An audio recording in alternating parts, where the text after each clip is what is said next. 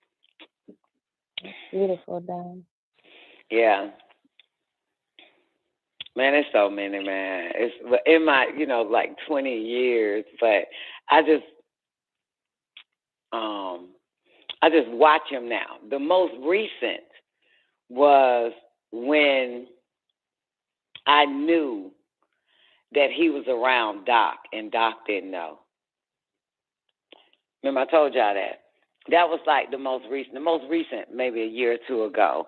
And so I laid down. I said, because I know when Dr. York around a motherfucker, okay? That's my nigga, okay? And I felt his presence that day on Doc. So it was in the middle of the night, and I contacted him, Dr. York. And I said, you've been around, Doc. Show me where Doc was with you, or where you was, where Doc was at. Some old shit.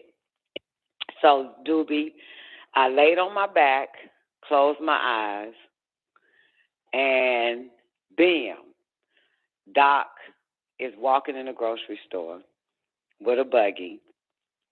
He had on these, and mind you, me and Doc don't live together, and I don't see this nigga every day or every week or once a month. I don't, you feel me? It's like technically every 3 months when I'm in heat of some shit. So I don't know what this nigga look like. I don't know where he's at. I don't know shit. So just have to put that on record, okay? So, and I see him going into a grocery store, and he's pushing a buggy, and he had on a jogging suit. I think it was blue or something. And he's walking in, and Dr. York is right the fuck there when he walks in to the left of him.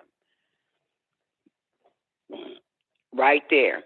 And so, interesting enough, I called Doc.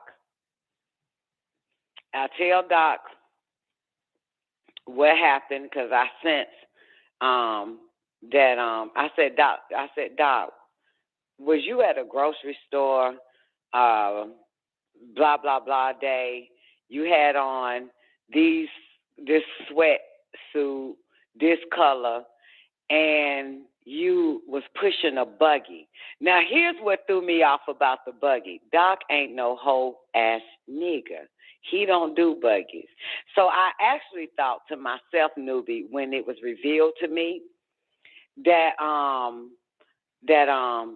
maybe I'm making this shit up. Because I was like, that ain't right. Doc don't do no goddamn buggy. This nigga grab a fucking basket. He ain't no hoe ass nigga, baby. I got to put that on record. This is why I'm gonna keep this nigga. Okay. He only do a buggy when we're together. I give him the buggy. Here, take the buggy. You push, I put in the basket, in the buggy. But anyway, so I'm telling Doc this shit, and I said, but the strange thing, Doc, you was pushing a buggy, and you don't push no goddamn buggy. And but I told him that I said I felt, Dr. your energy with your ass, and his presence. And he was at a grocery store, blah, blah, blah, blah, blah, but the buggy, blah, blah, blah, blah, blah. He said, let me tell you what Doc said. He said, man, let me tell you, I did go to the grocery store, and I was going for the goddamn basket, but this man insisted that I take the buggy. That's what had to make it real for Doc. You get it? Oh, yeah. What I seen, because, motherfucker, people don't understand my gifts. So they write it off as, yeah, right, what the fuck ever. But for me to call out the buggy, now he has to fucking know that Dr. York, I said, nigga, and you walk right past Dr. York. He was to your left in the grocery store.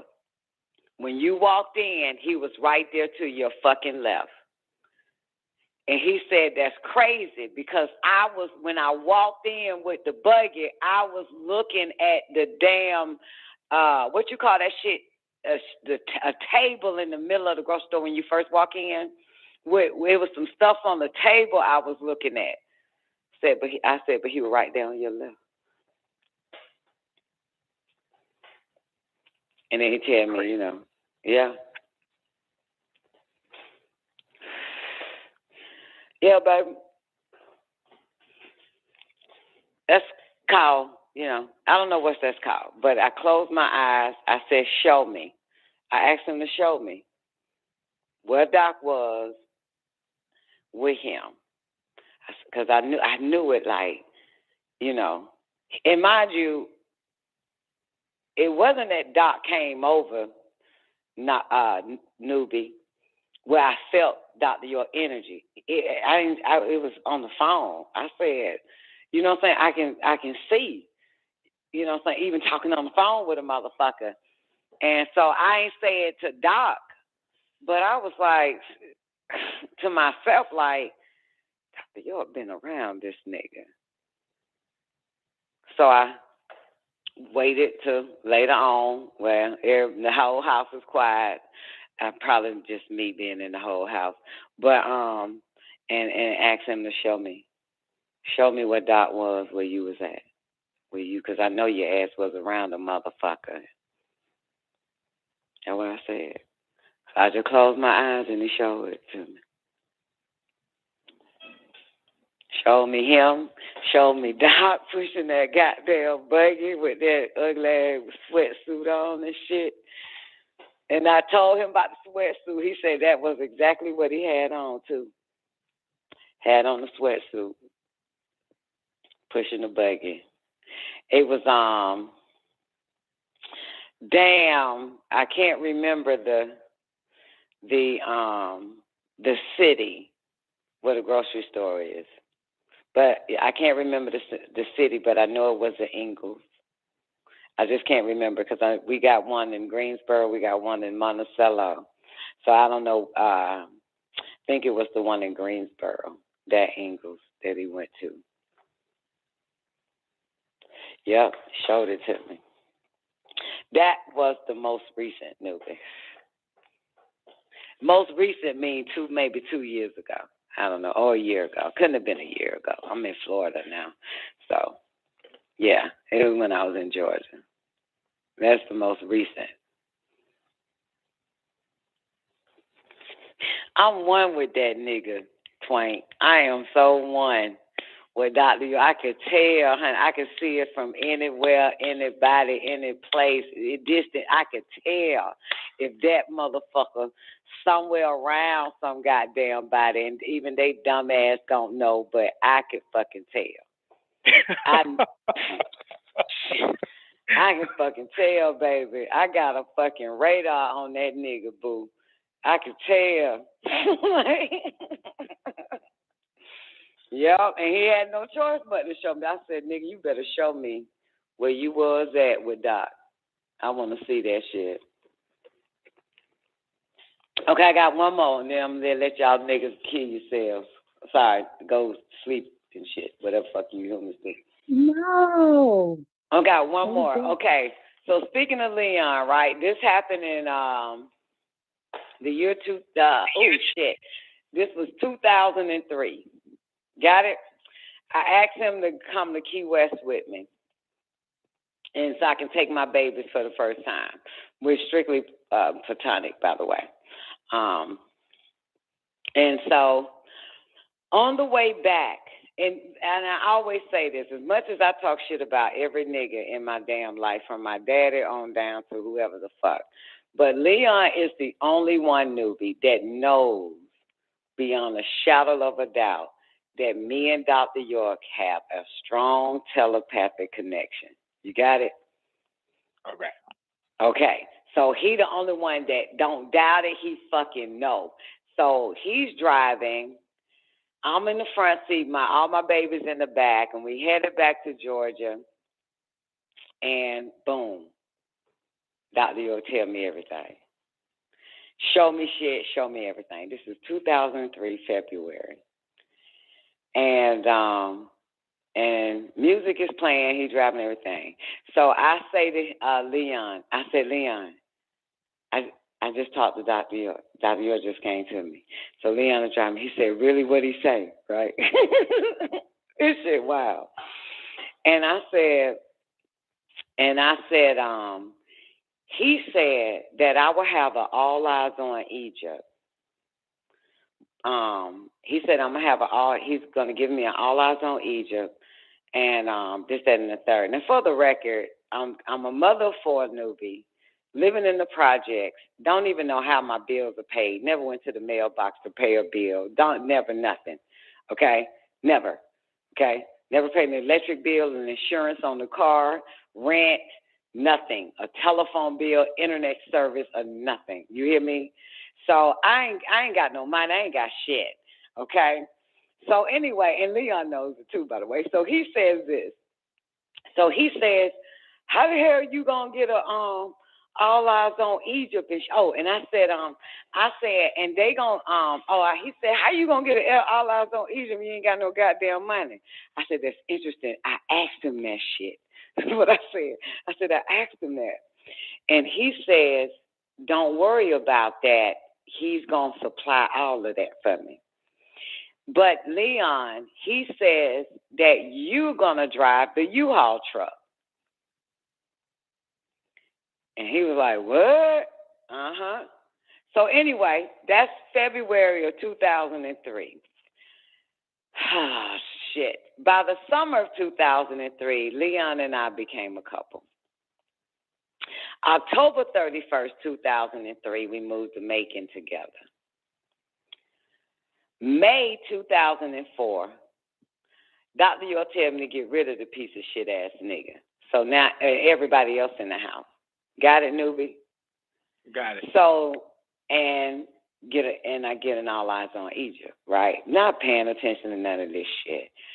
Now, the woman and her children are gone. They left, they're the first to leave. So now it's just Leon and me and my babies. I get a U-Haul truck. He drives the U-Haul truck to Monticello. Not paying no attention to this shit at all. By the time I'm settled in, he leaves the state of Georgia, go to Ohio. It all hit me, newbie. I said, what the fuck? So I called Leon.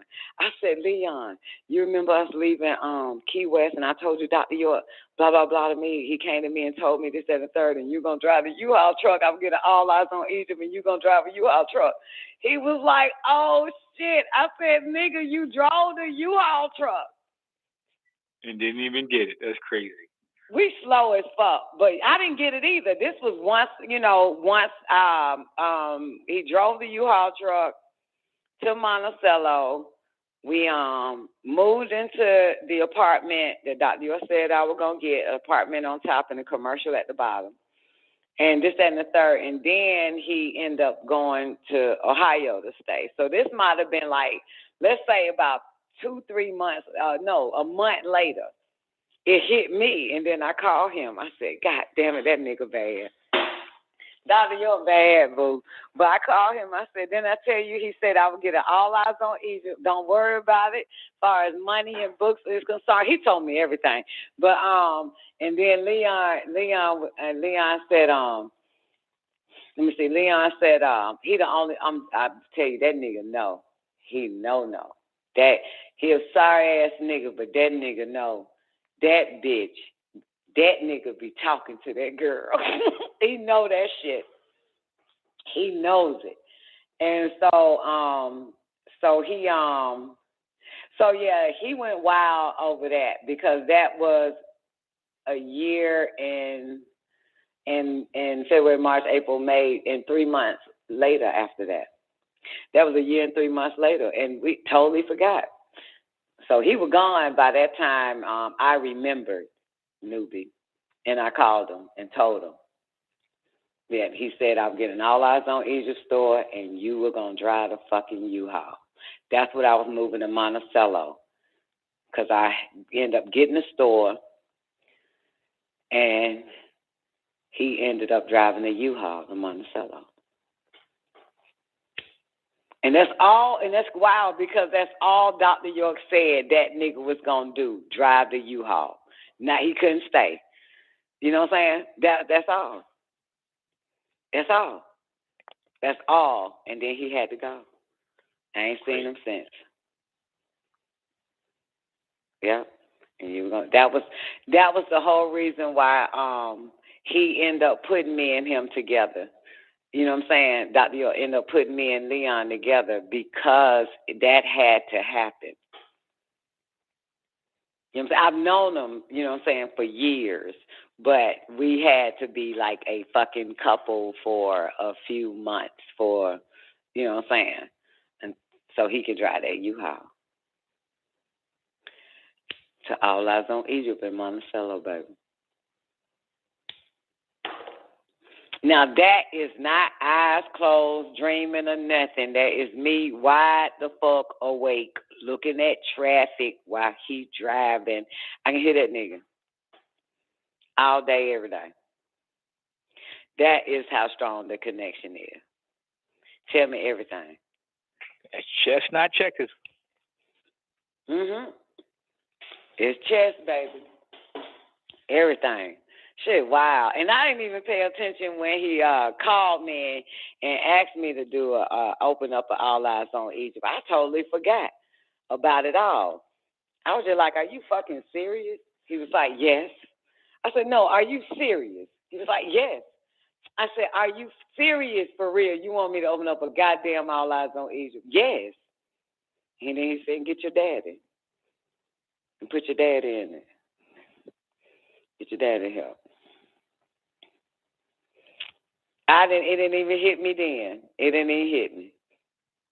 That's a year and 3 months later. I mean, that's the real man right there. You feel me, newbie? That is him in the flesh with his voice. I'm on the phone with the nigga. Totally forgot me in the car driving back to Georgia on the teletype phone line. On the telepathic line with that nigga telling me that shit. Totally forgot.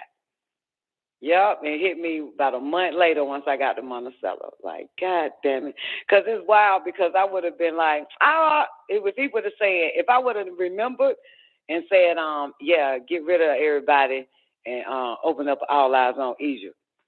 I would have been like, about goddamn time, because you told me I was going to have one. You told me you going to put me in one and shit, and Leon going to drive the fucking U-Haul. Okay, been waiting on that. Like, but I didn't even fucking know. Totally forgot all about that shit. Totally. Subtle. So subtle. Yeah, I mean, years later, man, I'm be forgetting about it. But one thing that I didn't forget that I used on his ass. This is when I was in Atlanta, 1-bedroom apartment with my babies in the project. And a friend of mine called me and she was like, my father, mind you, I tableed the bitch, okay? That's your dad, the bitch, and I had to tableed you. But anyway, my father is going to come to you. Here's what she said. My father is going to come to you tonight. And whatever he has, whatever he's going to tell you or show you is for me. Now, mind you, bitches I hang with is highly psychic, even though they deal with the amber light. So they senses on fleek. I ain't going to need front. I have very few experience with mortal women as being a friend of mine. But anyway, so interesting enough, I laid to rest. Boom. Nigga was right there. Shit's wild, right? Nigga was right there. And this is after May 8th, newbie. This is after May 8th. And this is why I told y'all that first time I ever had a dream within a dream, within a dream, within a dream. You got me? Yep. Yeah. I've never had like a dream. I had a dream within a dream, but not a dream within a dream, within a dream, within a dream. You feel me? So every time I woke up, I was still asleep. Wake up out of that, I was still asleep. Wake up out of that, I was still asleep. Shit's wild, right? So you know that shit got to be real that a motherfucker, you sleep and wake up and go on about your day and still sleep. You're dreaming that and you wake up and then go on about your day. Yet you dreaming that and then wake up and go on about your day. And then you finally wake up like I did and realize I'm waking up sleeping on the couch like, no! Oh man, that shit was so real. But anyway, so I'm asleep. And I'm asleep. And sleep. There's 3 sleeps and a sleep and a sleep and a sleep. And he and in this dream, I'm dreaming in a dream that's in a dream that's in a dream. And he and I sees him build this shrine around me, but it's a shrine made of human figures, like G.I. Joe dolls or whatever figures, human little figurines. And he stacked them all the way up, all around the bed that I'm sleeping on and to the ceiling. And I wake up and I see it. And I said, what does this mean? And I realized that some of the figures are not standing up, they're laying down, but yet the shrine is still standing, newbie.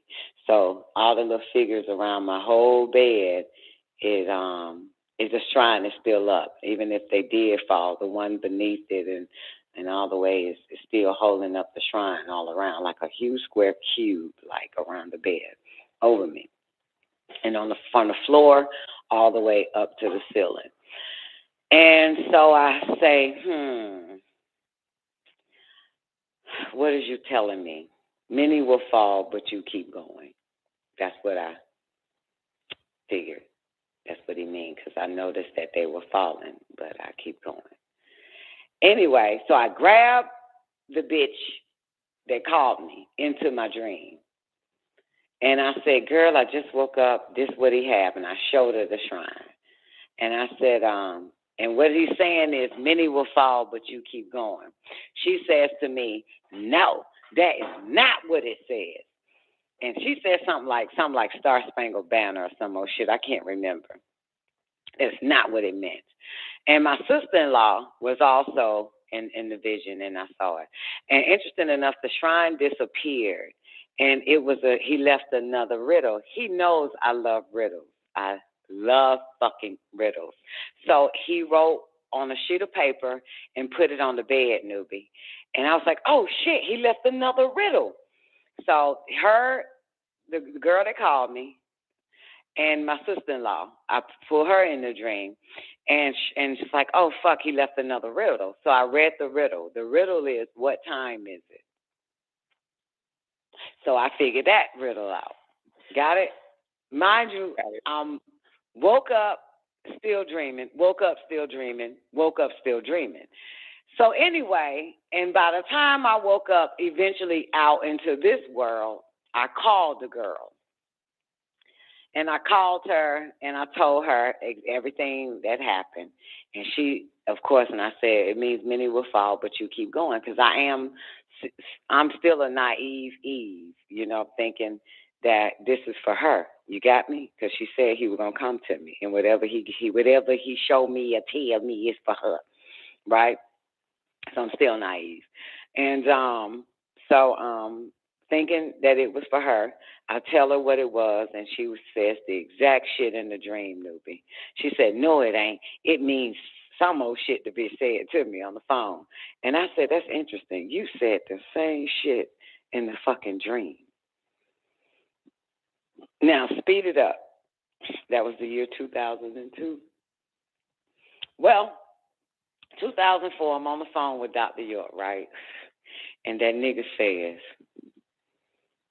so he's just talking and talking and talking. And he say, he said, it's about that time, ain't it? I said, yep, round about 9. and we both bust out laughing. That was a year later. That was the riddle. I figured out the riddle. What time is it? Because it was just, he wrote it on a sheet of paper in my dream. And I said, it was another riddle. And I solved it, I'm saying, around about 9. And boom. So can you imagine, here it is a year or two later. This is a dream state. And he and I just bust out laughing on the phone at the same time. When he says it's about that time, ain't it? And then I say, hell yeah, around about 9. And it was a silence for like 1 second. And then we both bust out fucking laughing like a motherfucker. They had to let him know. We just both bust out laughing. He was there. I was there. We on the phone now.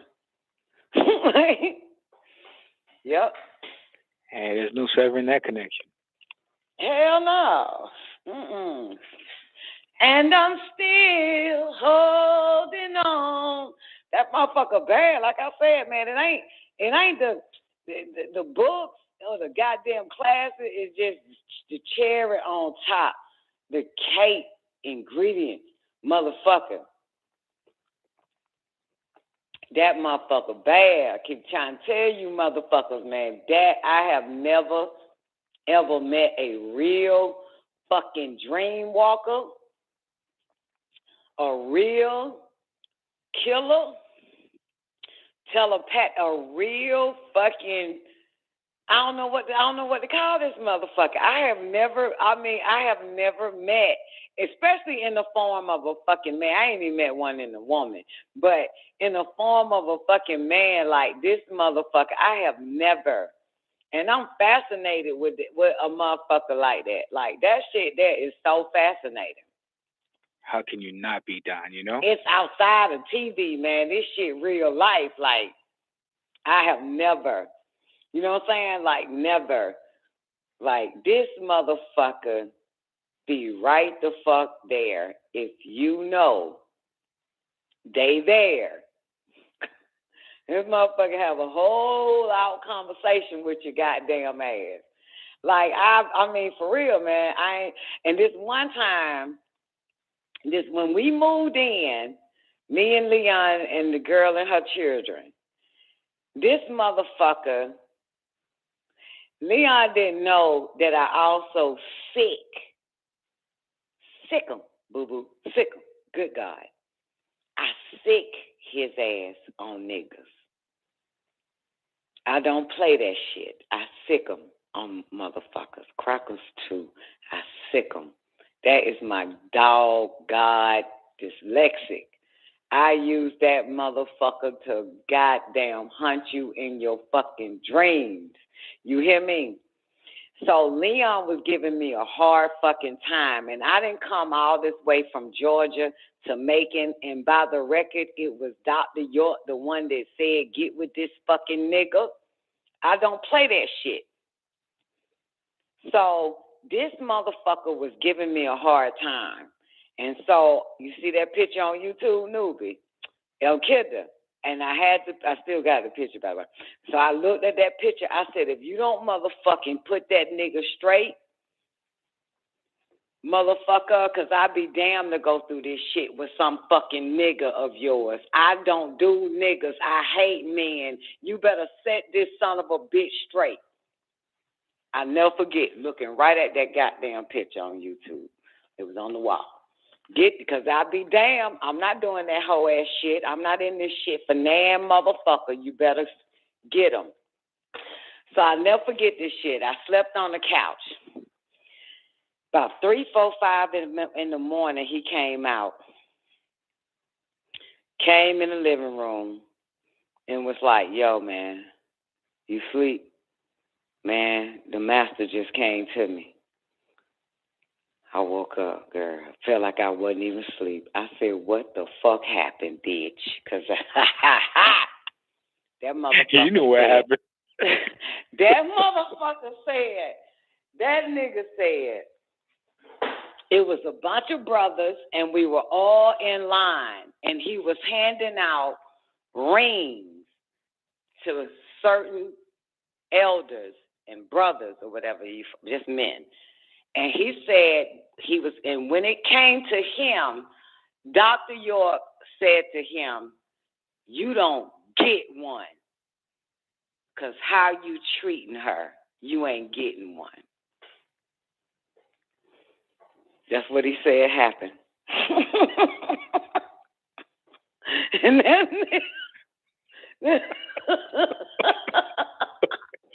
he said, because how you treating her. Yeah, that was, I ain't gonna lie, Leon a spiritual nigga too. Really one of the most spiritual niggas I've actually had. Well, just about every nigga I had is spiritual. I don't fuck with, I've never had a mortal man. Not even that African bastard wasn't mortal. But yeah, that nigga in tune. So yeah, he was like, man, I'm sorry. He was like, man, because how I've been talking to your ass out. Said I ain't get a ring. Yep. The nigga said, you don't get one because how you treating her. And he didn't get the ring. And he still ain't got one to this day. I don't play that shit. I hate man. That's why man will not fucking survive fucking with me. If your ass ain't right, motherfucker, I got some goons in the dark that'll pull up some shit you did as a fucking juvenile and come back and haunt your fucking ass. I hate men. And the fact that I have to be with one and this son of a bitch going, no, let me not do, boy, and the fact that I got to fucking goddamn put up with one of them motherfucker, they don't know who the fuck I am.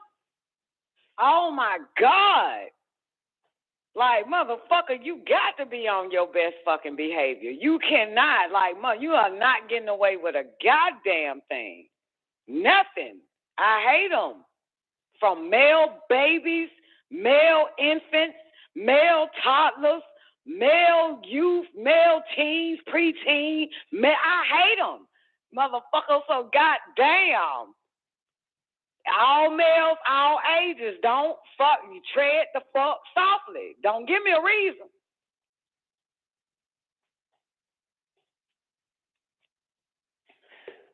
Shit. There it is. And I tell you, I'm talking about that motherfucker. Add my own eternal hate for males with what this nigga has taught me. Are you fucking kidding me? You ain't getting away with shit. Nothing.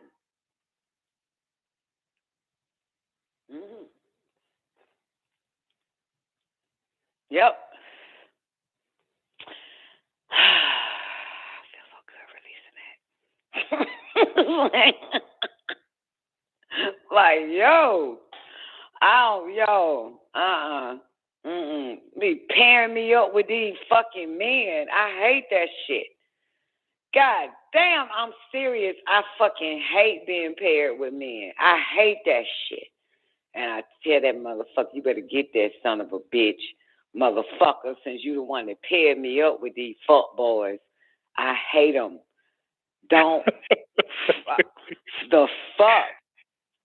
For real. I cannot, I'm not here for that. I'm not here for that.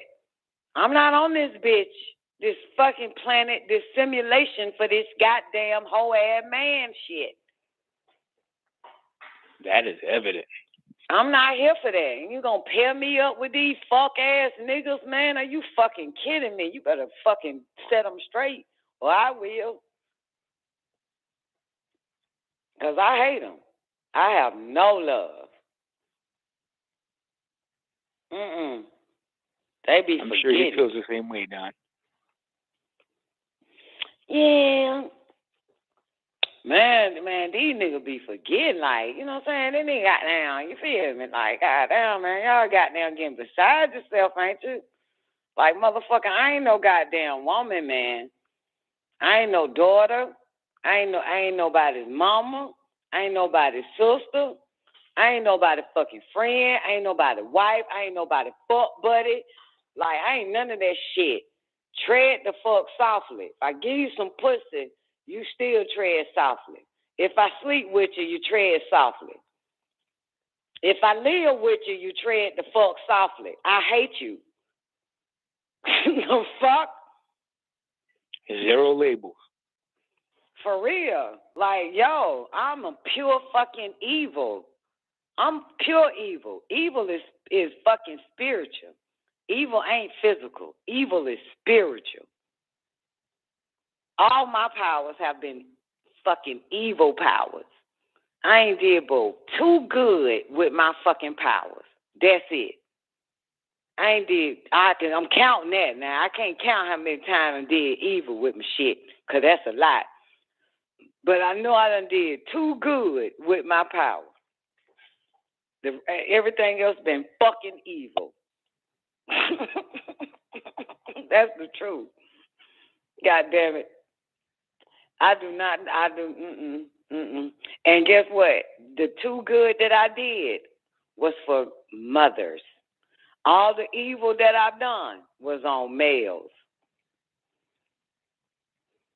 As it should be. Oh, I did do some evil on a few bitches fucking with my daughters, though. I remember that. Never mind. Yeah, always some bitches that got it. Forget, Uncle don't play that shit when it comes to my children. I don't play that. That's automatic evil. That's easy. That shit happens faster. I don't even hesitate. God damn it. I don't even fucking hesitate shit. And my babies know that shit. Y'all heard, who was it on the show that day when they were like, Mama, I got somebody needs you put that shit on them. Put that shit on that lady. I forgot, one of my babies said that shit this month. One of them, like, yeah, they know it. I will put it on their ass. Who fucking with you, bitch? That was Warrior? Oh, okay. All right. Because I know Fernanda asked me to, and I think I probably was having that conversation. Yeah, probably with Warrior. Yeah, Warrior, because I told Warrior I put some shit on that bitch fucking that some lady at her damn apartment. Come put. Like, bitch, don't play with that. Don't play with that. That easy right there. That easy. That easy ain't it, Twain? That shit easy right. That goddamn evil just be sitting right there waiting. Bitch, come on, activate me for this on these bitches. Bitches can get it too. Now they gotta be careful around this motherfucker, goddamn it. Shit, I'm like 20 years in the fucking game, done master this motherfucker. I ain't even got to think about it. I ain't got to do shit.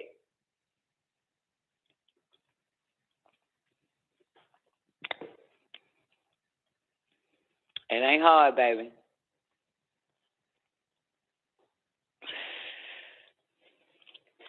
I ain't got to snap the finger, Twain. God damn it. I used to ask for permission to do that shit, newbie. I would ask Melchizedek for permission.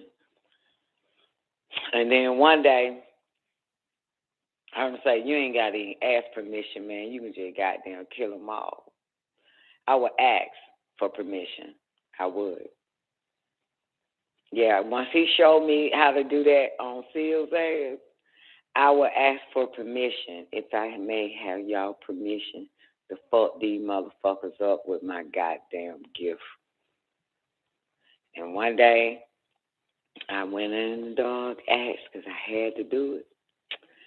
He said, man, first I felt like it was wrong. You know what I'm saying? Because, you know, like when you don't master something so goddamn good now, you just use it. You just waiting on the motherfucker to try it so you can use it. I was so addicted to that shit. And so, I would ask. And then I was like, man, if I have y'all permission, man, can I? Blah, blah, blah, blah, blah, blah, blah, they motherfuckers. And a loud voice said unto me, man, you can do whatever the fuck you want. You don't need our permission. And from there, haven't ever asked. That was like, I've never asked. I just, because I know if you bottom in my motherfucking world, magnetic attraction, or to my babies, or to what, hey, fuck that. So you ain't got to keep asking, because I don't really know how to ask, you know, somehow, you know, so I used to say like a whole paragraph to them, to, you know, oh, thou who art, and can I please, you know, like. As if that was necessary, right? Yeah, man, that shit be taking up too much energy, because I'm ready to goddamn go in the dog and fuck these motherfuckers up. But, you know, so they're like, man, you ain't got to goddamn keep saying that same old goddamn seance and plead, and what's that shit called? Asking for, you know, permission. Asking for permission and shit, the way you saying. I'm just being real holy. Asking in the most holiest names, can I cut their fucking heads off? Like, man, you ain't got to go around, you ain't got to beat around the bush, just go beat their ass. Just go fuck them up. Which makes sense, Don. You know, everybody else is food. There's a certain number going to make it, and the rest is food. So, and you know you're not dealing with those. So you might as well go on ahead. Yeah, man, because, you know, people, you know, that hard. You remember Real the other day, all on the screen, when they interrupted 1977, baby, broadcast. Yep. He was like, you fucking humans need to have compassion and love for one another. See, that shit right there. If I don't see no compassion and love, first of all, love is a protection. Compassion is a protection. It protects you. It protects you. If you ain't got that shit, I'm coming for your ass. That is true. All of humanity needs to have love and fucking compassion for each other. That is true. That is fucking true. Absolute fucking true. More so now than ever. Right? And because these people be walking around trying to cause harm to motherfuckers, thinking they can get away with that shit. Let them have it. That leaves these people unprotected. See, that's the moment where you drop, that protection is gone. The moment you goddamn come around this bitch with some old fuck-ass energy on me or my babies, your protection is gone. I can have my way with your whole goddamn family plus your dog. That's what happens. That's what the fuck going on out here. You know what I'm saying? That's what's happening. I'm telling you. That's what the fuck it is. Like, love and compassion keeps you protected. You know what I'm saying? Keep your ass protected, because you are armed with protection. But the moment you start to fuck up somebody, hurt somebody, you know what I'm saying, cause harm to somebody, or think you better than somebody where you trying to force your authority, that's the end of your protection. You got to have compassion for your neighbor, for your sister, for your brother, for your kin, for your race, man, for an individual. You got to. You have to. You cannot do that and think that you gonna get away with that shit. You could have gotten away with it if you kept the love and compassion for a motherfucker. You feel me? But no. So, yeah, these motherfuckers, hey, you leave yourself vulnerable. You done left yourself open now. You easy for the taking. You, your whole goddamn family. Food, Don. Food. Fucking with me now. They can get away with that shit with so many goddamn humans, because humans ain't got no fucking power. They do shit like give it to God. Bitch, I'm God. So if this bitch show up to my motherfucking family, to my goddamn babies, bitch, that's the end. Motherfucker. That's the end. Bitch, that judgment day now. Huh? I said they straighten your arrow and strengthen your purpose. Huh? Hell yeah. That's what it say. When confronted by foe, they strengthen my arrow and strengthen my purpose. Hell And yeah. I should dwell in their That's right. Arrow just bent the fuck up until they show up. That bitch straight than a motherfucker. Give me a reason.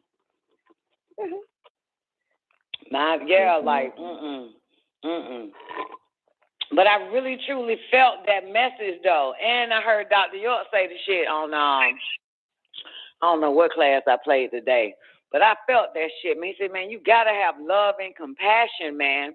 You gotta be able to look your brother in the eye, your sister in the eye, your brother with love and compassion. That shit for real. And I tied that shit with for real. And them ass talk motherfuckers. I said, that's why these motherfuckers are fucked up. That's why everybody walking around this bitch fucked up. Because the four winds done folded on they fucking ass because they don't have love and compassion. You understand? Because Absolutely. They don't. And somebody, they've been catching that shit. That's their own fate. That's what the fuck that is. Because you don't know who you entertaining. You know, you just looking at somebody fucking kids like you can just goddamn fuck all over their ass. That's a no-no. You can fuck all over anybody else, but motherfucker, bitch, you gonna get it. You gotta get that. You can everybody can catch it. I don't give a fuck. I ain't nobody more eviler than me. Not even the fucking devil. Ain't nobody more diabolically evil than I am. And the devil don't cause harm to nobody, for the record.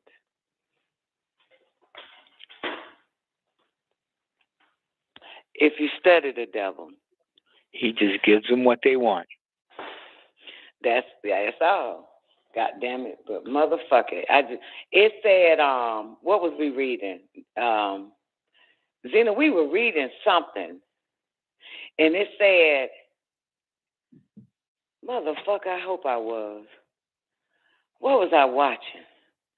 But whatever the fuck I was watching or reading, it said that we try to walk around and be as normal as possible on this planet. Now, what was it? Was it Superman? I don't fucking remember.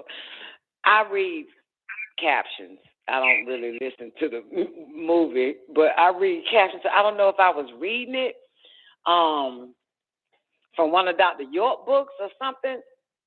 Oh, it was. It was mental transmutation. It was Sacred Wisdom of Tahuti, newbie. It says that the masters want to walk around as normal as possible without having to use their mental transmutation, their fucking powers. Just want to just be as normal as possible around this bitch. It's in the Sacred Wisdom of Tahuti, y'all. Mental transmutation. That's what that motherfucker say that shit at. Let me get it. Mental transmutation. I'm going to find it. I know it say that shit. It's got to be it. As we have stated, the Egyptians were the original alchemists, astrologers, and psychologists.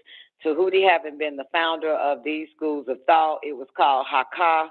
From solar biology, astrology, and modern astronomy has come. From alchemy has grown modern chemistry.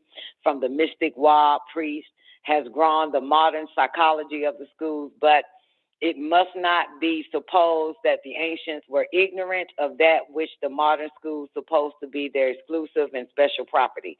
The records engraved on the stones on ancient Egypt show conclusively that the ancients had a full comprehensive knowledge of solar biology, which gave birth to the zodiac and astrology, speculative, and astronomy, operative.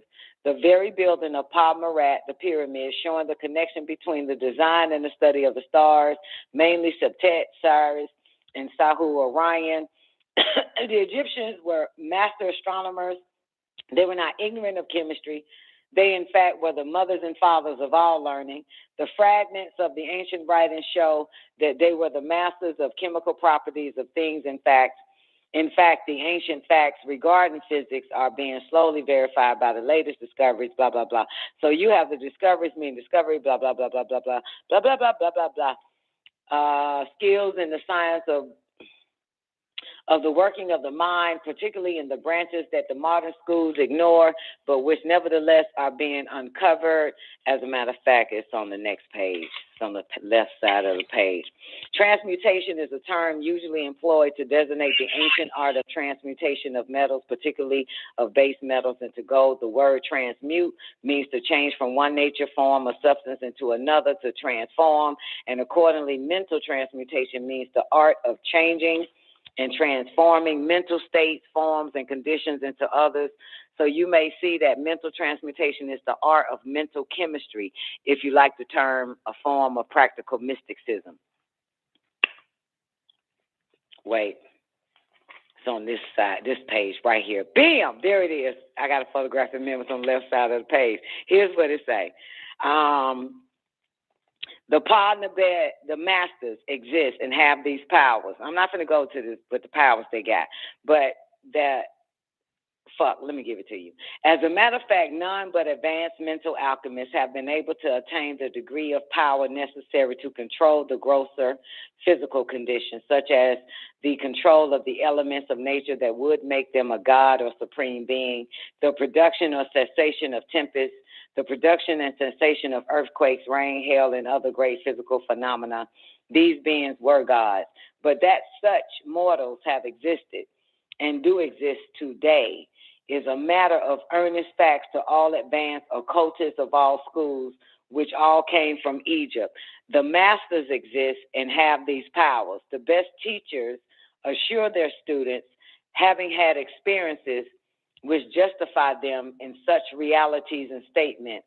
These supreme beings, here we go, do not make public exhibitions of their powers, but seek seclusion from the crowds of mortals as mortal living and acting as the normal in order to better work their way along the path of attainment and to bring others with them.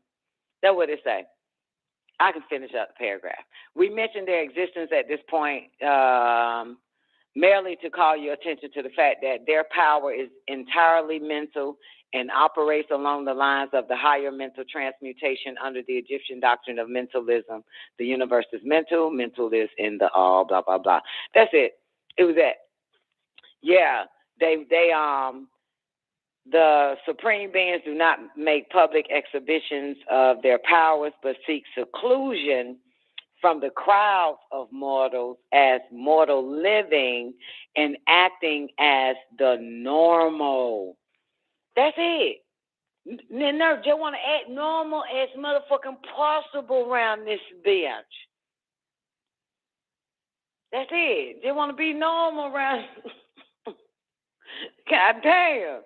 Don't make me pop the trunk, man. God damn. They want to be normal. Yeah, just normal. Just skippity-doo-dah, skippity-yay. My old man don't come this way. Just want to be normal. Just passing through. Passing through. Passing through. That's it. Just want to be normal. Want to watch my little girl blow bubbles. Back the fuck back now. That's it. You know what I'm saying? I would like to have a normal relationship with a man, but goddamn, motherfucker, won't make me pop the trunk. There is no God that can protect these people. Okay? Once they come in my life, there's no God that can protect you. You're wrong. You're wrong. You're wrong. Period. There's nothing that can protect you. Nothing. Keep love in your heart and compassion, and the world will be a better place for everybody. I'm very sweet and a swanky. I am, because I just want to be as normal as possible. I have a good heart. A pure heart. I am called the Immaculate Heart. It's pure, God damn it, and it's going to stay pure. It's going to stay pure. You know what I'm saying? I am a savior, but I also come to fuck this motherfucker up. You know what I'm saying? I come not for peace, but for war. But I'm passing through. What Ethereum at? Like Ethereum baby girl. She just passing through, and Ethereum had to get it. She had to give it to her own daddy. We just passing through. Just be kind, rewind. That's it. We just passing through. This ain't really even for the fucking mortals. Right, newbie? This shit that this motherfucker taught me ain't for the goddamn mortals, but you can get it. You in the fucking light. This ain't even for you. It's not. The fuck? This ain't even for you. Leave it alone. For real. This ain't even for these motherfuckers, man. Goddamn. And they're right, bar air. This ain't even for these motherfuckers, man. Like, goddamn, now look at it. I fell down the stairs, bust your fucking head, now your neck broke in the hospital. This wasn't even for you. God damn it, the fuck? They use these fucking humans as a decoy. They also use them as a training, like a training ground. That's what I realized. I said, man, this got to be a they using this to see if how quick of a response I can fuck them up faster. Because at one time it took a long time, you know, like a long time to literally see that. Let me tell you something. That visualization and concentration is very important. You understand? Like, you know what I'm saying? It takes a while to have the mind focus with your ass.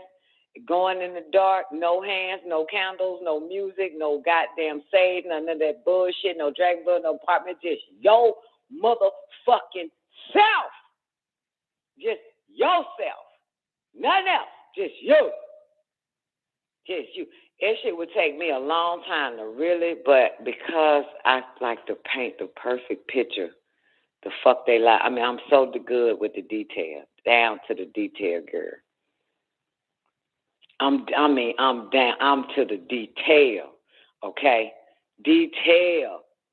Detail. If I ever wrote it down, they would call it a manifesto, but I would never write it the fuck down. They'll find it and get my ass. But so, because, you know, hey, it's belief. Sound crazy as it should sound crazy. Like, this be crazy. Thank you. Write me off as fucking crazy, then write me off as a mass murderer.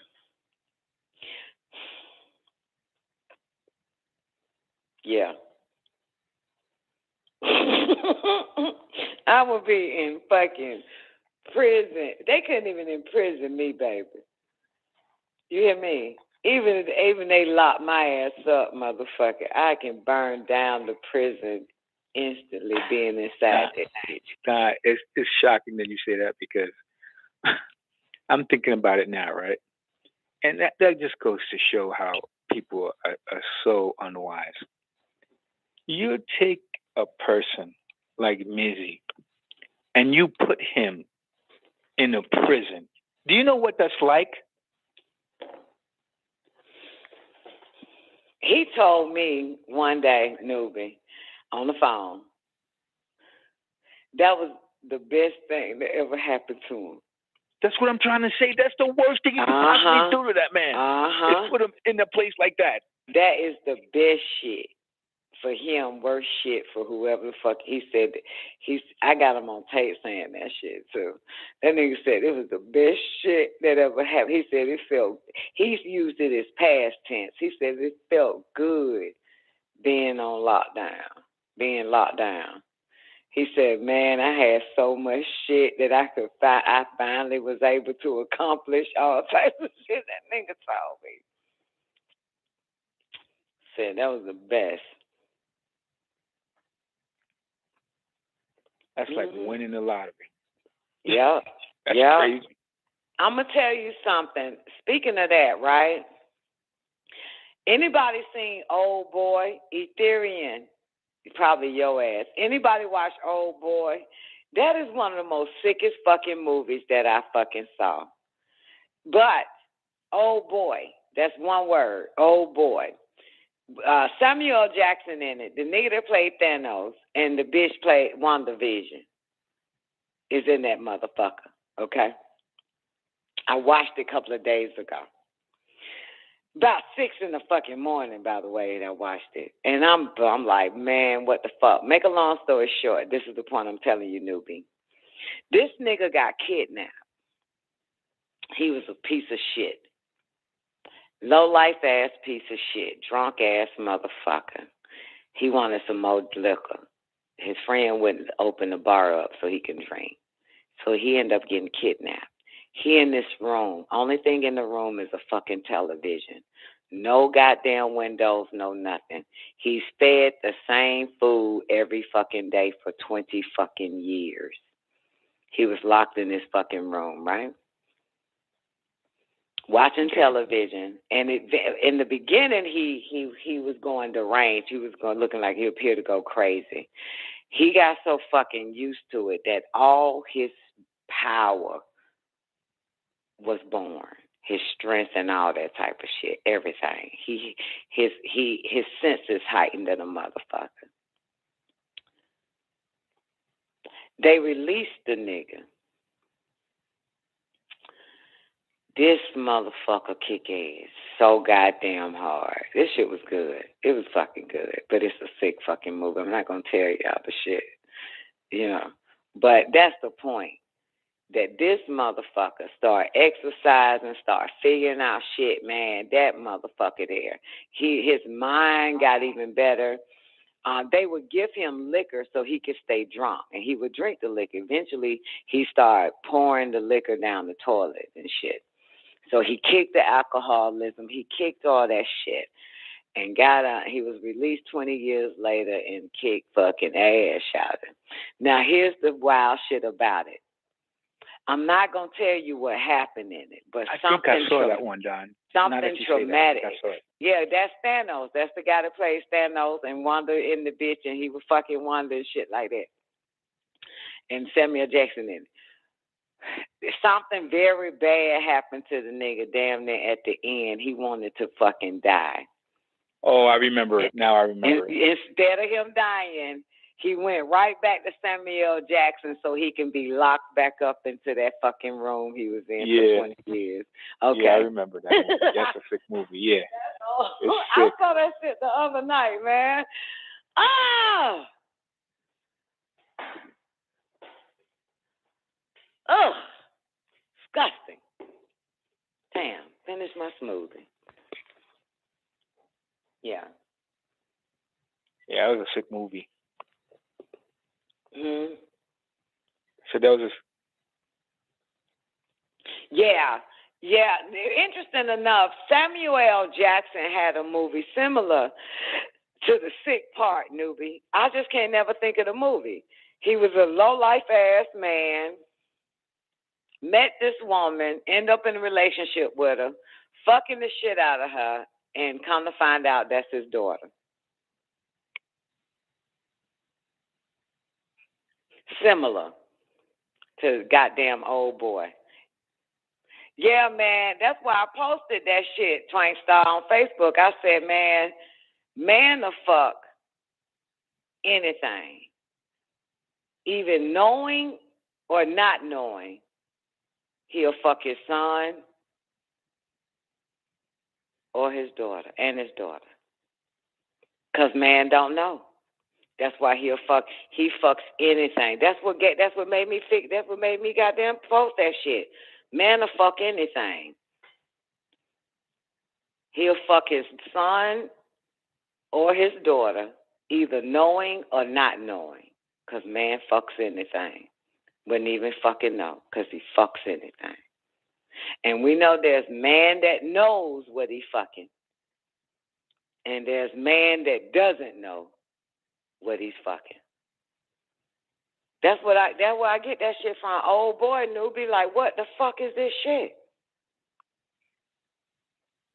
Now I watched that Samuel L. Jackson movie where he meet that chick and kind of find out it's his daughter, he fucking her and shit.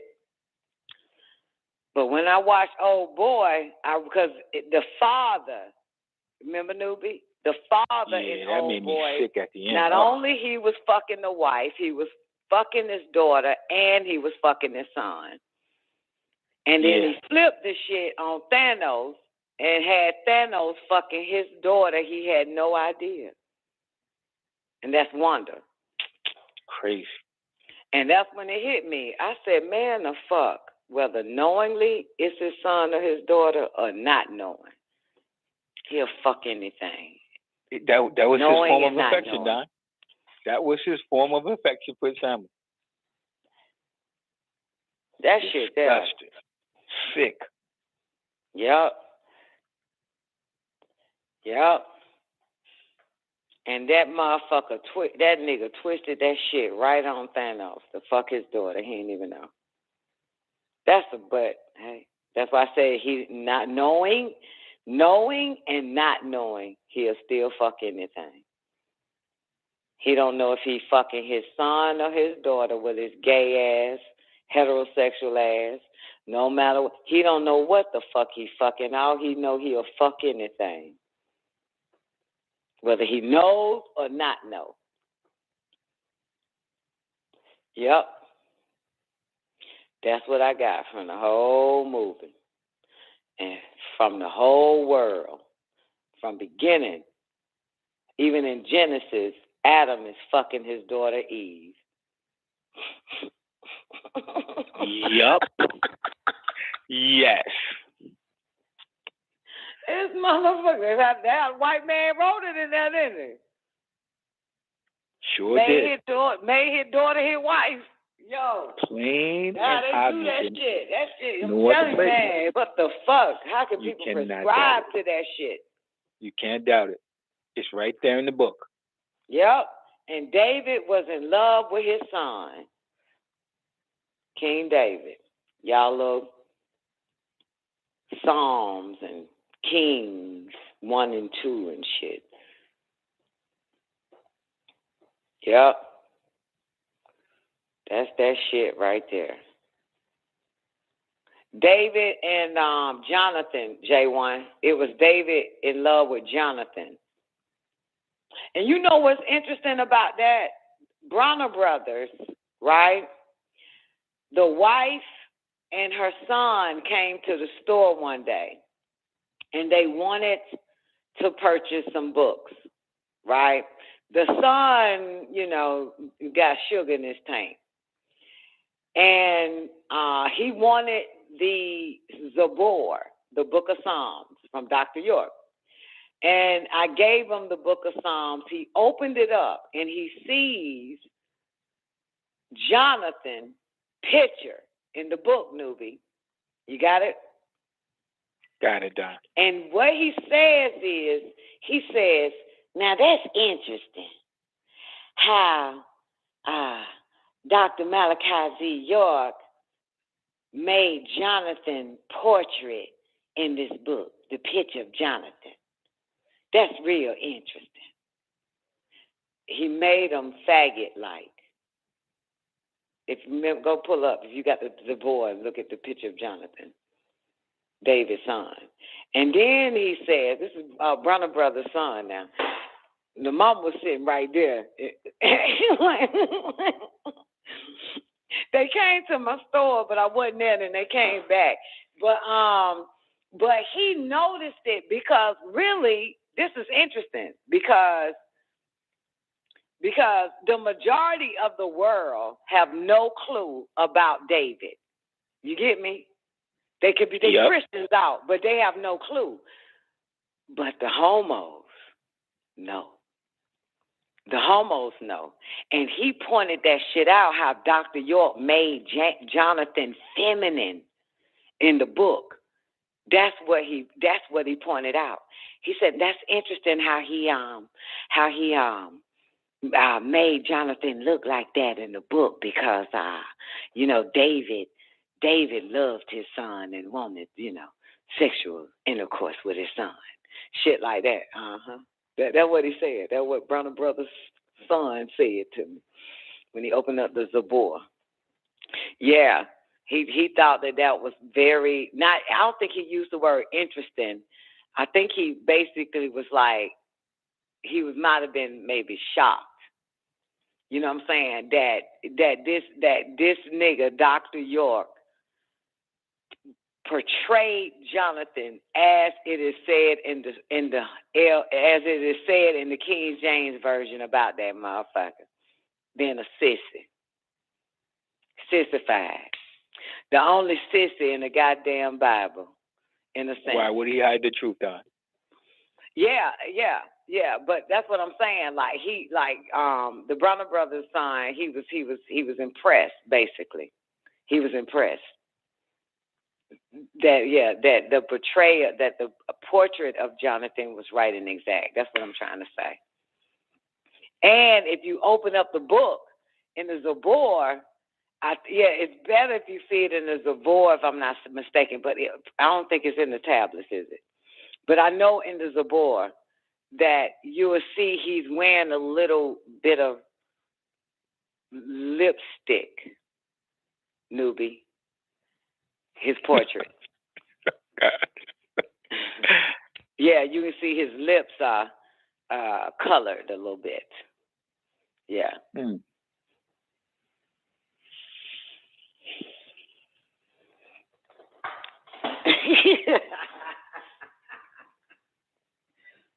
Sure, sick shit.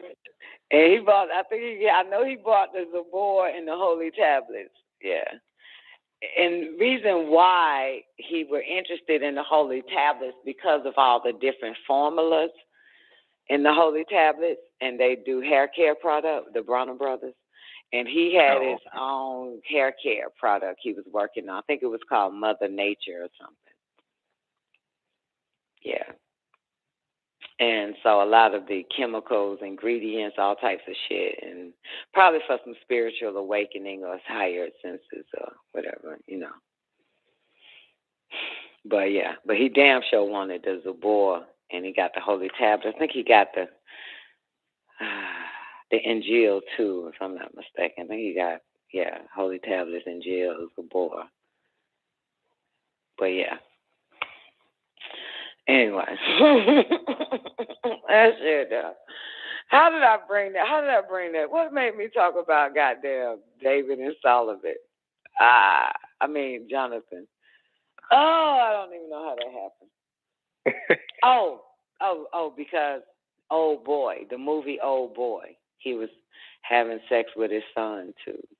Yeah, that shit wild. That shit fucked me up, man. And the wife. Ugh. Mhm. Yep. Hell, shit.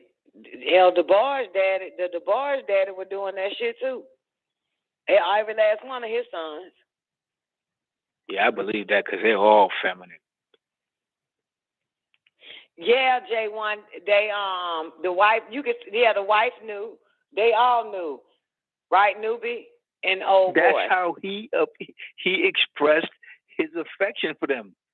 Yeah, and they loved it. They were loving it by having sex with the whole goddamn family.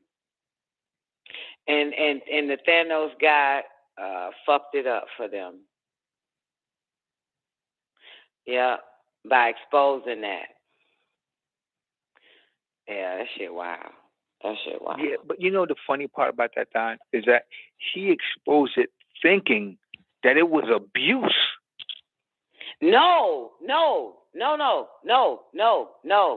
newbie. No, you're wrong. He just saw a girl fucking one of the staff of the school. He didn't know that was her daddy. You're right. Yeah. You're right. Yeah, she was fucking banging the fucking dean of the goddamn school. And right. But he didn't know that she actually was fucking her daddy. Right. At the school. Right. You're right. Yeah, and that's what did it. And they did an investigation and found out that, he was fucking his daughter at the school. Because that's what I thought, you know, when he saw the bitch fucking her, when he saw the girl fucking the dean or the nigga that's over the goddamn school, I was like, damn, this bitch is fucking the goddamn teacher. Because that's what they want you to believe, you know, that she's just fucking some old-ass nigga. Come to find out that her daddy run the goddamn school, own the fucking school. Yeah, that shit, that wild. So he went around telling everybody, all the rest of the kids, the teenagers, that she was fucking whoever the fuck the guy, but didn't know that was her daughter, his daughter. That was her father. And look at what the father went and did, right? That was sick. Yep. Damn, I can't believe you remember that movie. Yeah, because that's exactly what the guy said to him. He said he was showing his love to us. That's right. Love for us. That was his way of expressing his affection for them. Boy, that's sick. That's man's way every time. I watch enough movies where niggas say, I want to show you how much I love you. You know I love you. And trying to pull her panties down and shit. Let me show you how much I love you. That's how man see love. That nigga see love as sex. That's a way of affection for this motherfucker.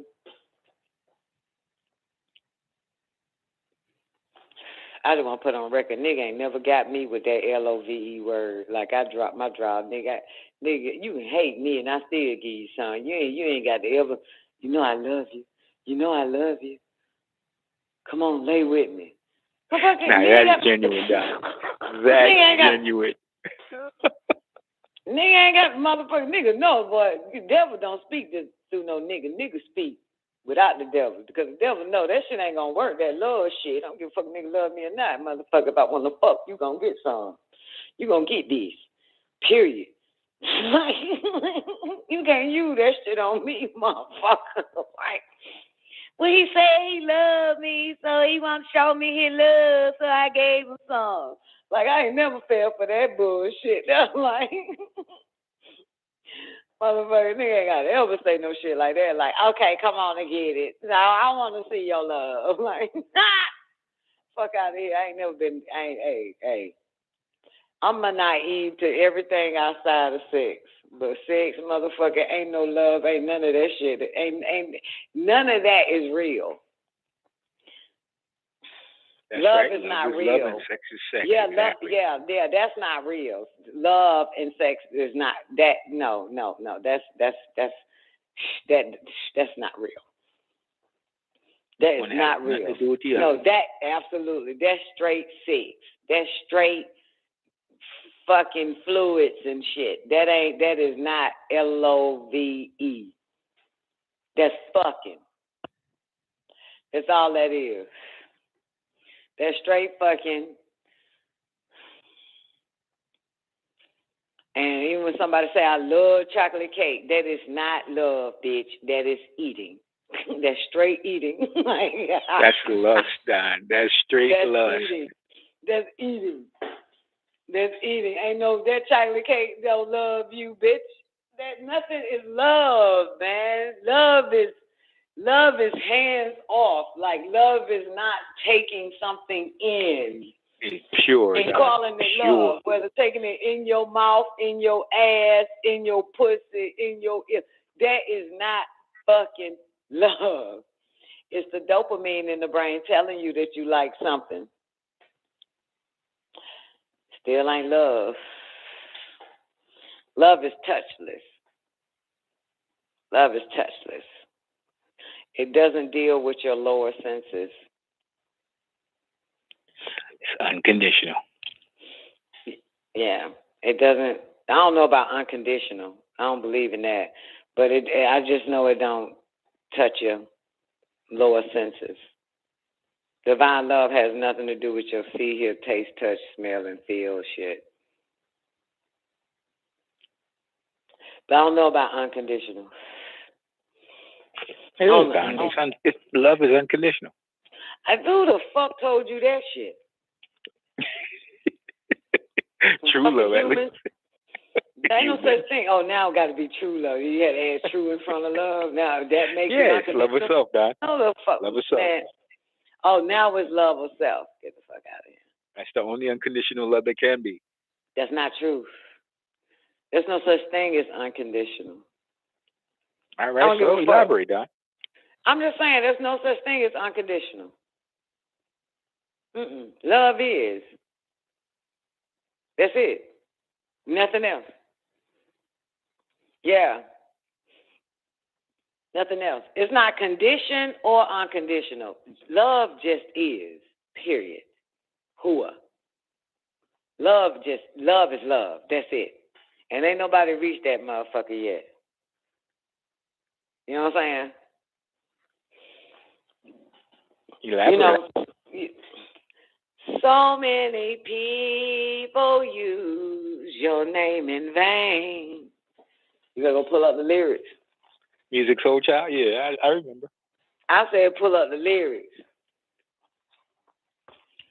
I know the lyrics. For the first time, I choose you first. Love. Love is, man. That's it. You just don't add nothing to it. Don't take away from it. Because where would you get it? If you take away from it, where would you put it? Same thing, man. Love is hua. Love is. That's it. Not love is unconditional. No, love is. Ashuk izu. Fini.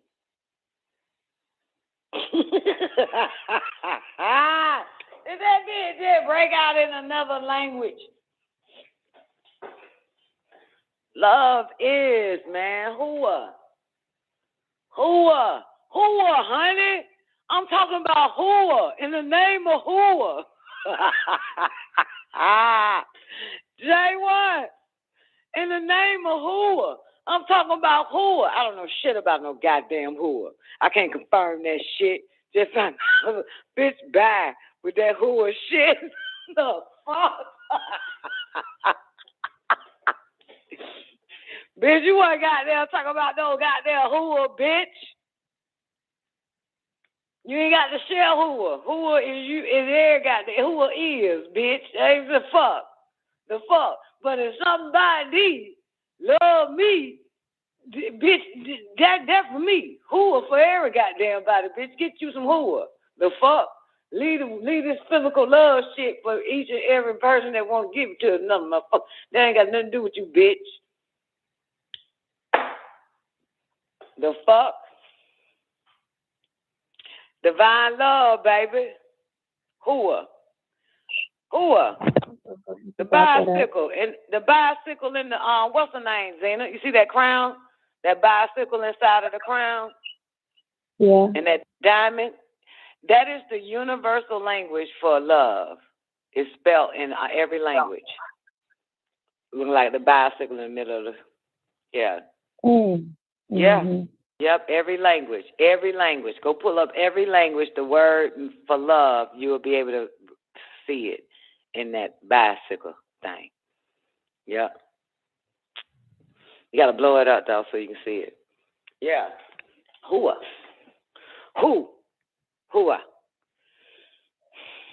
I'm glad you brought up that divine love. I want to ask you about that. Divine love is, okay, you see that heart right above the crown? The inverted heart, upright heart, actually, because a heart is ascending. Yeah. See it? The heart, inverted heart, upside down heart, which is right side up for real. Mr. White Man gave you the heart going to hell, because that's where that heart going to drag your ass to hell. This heart is ascending upward. See it? See the heart, Zena, on the crown? I'm trying to get to it. Okay. Go look at the crown, boo.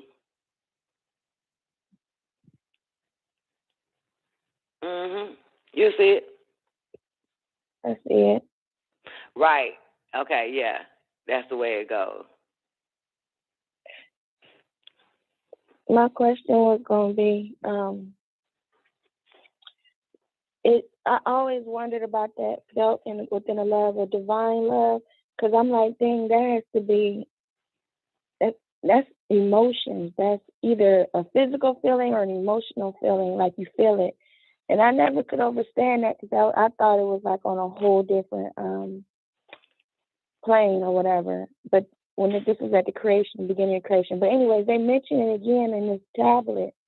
In this scroll. That I just catching it that the divine love is on Malachut, and it explains. I'm like, damn, that's why it sounds like something that would be on this side.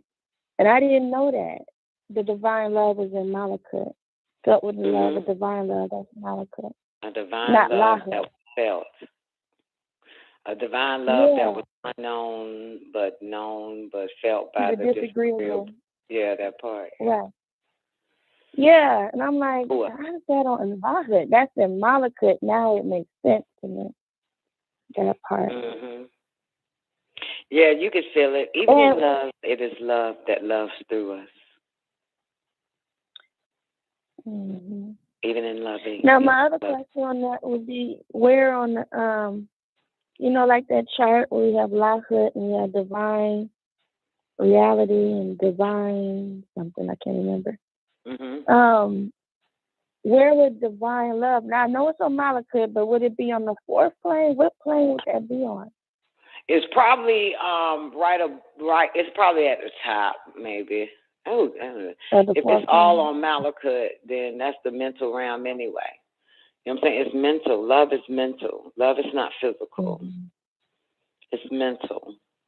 It's felt with your divine soul, not your body, not your shell, not your earth suit.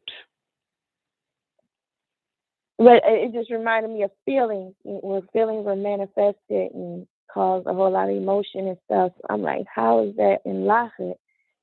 But it's in Malachut. But what I'm asking is where on that level. So you saying it's connected with on the fourth plane of divine love and. Yeah, you said it. You said divine love was on Malachut. I'm going with you on that. I don't know that. I'm asking. You said. I thought you said you saw it and it said divine love was on Malachut. No, I don't know. I was just gonna ride with you. Shit, fuck it. I'm asking you. I'm I was about to tell Doc that divine love is on Malachut. Well, no, it do say that divine love is on Malachut. I'm sorry. Okay, then that's it then. What I was plane? just trying to figure out. Yeah, like how you have divine reality, divine truth, like in Lahut. Yeah, that in Lahut. Where divine love is in Lahut? No, divine love is in Malachut. What I'm saying on the chart that we always see, let me go to this with spirit and soul, but where it has, the different planes down. You start at 7, the bosom, right? You go to divine reality, divine truth, whatever. Right. Divine love should be somewhere on this chart. Now that I know it's not. If you say it's on Malachut, it's not. If you say it's on Malachut, then that's the realm of divine love. It's on Malachut. Right, but I just want to see it on the chart. Like it had to be at the top. Why don't you just write it on the chart so you can see it then? Shit. Okay, then. All right. Write it somewhere on Malachut. Love is an emotion, isn't it? Right. At the beginning, it talked about how emotions were manifested, and and it caused whatever. I don't remember that whole. Let me pull it up. Energy, emotion, yeah. It said the birth of will or something was the birth of confusion. That which was right to do, that which was wrong to do. It had nothing. That ain't the divine love. It only said that divine love was felt by disagreeables. Amen. No, it said right here, verse 41. It says felt within a love, a divine love that is unknown or felt by those disagreeable beings, and thus emotions were. Oh, okay. Emotion, energy, emotion, and then so what is that? The mental plane? Keep going. Is that the mental plane? At that first birth of emotions was the birth of motion. Things gradually began to move about, and it was then that movement and motion was conceived out of triple darkness, for the light birthed the chaos.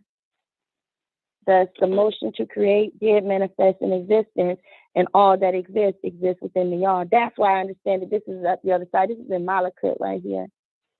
No, all that exists within the all. Now, that's kind of wild, because now you do the all in there. Now, in knowledge, in the Wapu. Oh, I got you. No, that's not what I'm going. In the Wapu, the seventh plane is the doorway to Kalum. So if it said a divine love was felt by all, or El Kalum? No, it said divine love. It was an emotion that was felt by all. The agreeable. Yeah, it says so was the love, divine love that is unknown or felt by those disagreeable. So I'm just assuming the agreeable felt the divine love. Disagreeables, right? No, it say it was unknown or felt by the disagreeable. It was unknown. Unknown or felt. All right. They ain't feel it or know nothing about it. I don't know. I guess it depends on how you read it. Saying, yeah, no, for real, right? Because I thought that they were the ones that felt it. It was unknown or felt. I remember you saying that. I remember you saying that, and I was like they felt it and didn't know what the fuck that shit was. What the fuck did we just feel? No, I remember when you first said that. I've been trying to wrap my head around that since. Okay, like, that's okay. Okay, so right, but that's so interesting though, because the disagreeables cannot be swayed. The disagreeables are the ones that actually protect the throne, not the seraphims. The seraphims can be swayed. The cherubims cannot. They're going to work for eternity for whoever is on that throne. They're the ones that have the love. If you ask me, if you study the cherubims and the seraphims, the cherubims are always there to protect the throne. I hear you. I don't like when you say you hear me. I swear, man, that shit. That's like saying, all right, nigga, whatever. You have your way, I have mine, bitch. That ain't how I see it. I hear you, bitch. That don't mean I get you. But, like, Zena, it's always the cherubims, baby. It's always the cherubims. They need the cherubims for every goddamn thing. Always the cherubims. When them two ugly ass kids was kicked out of the fucking garden, they put the cherubims there to protect it.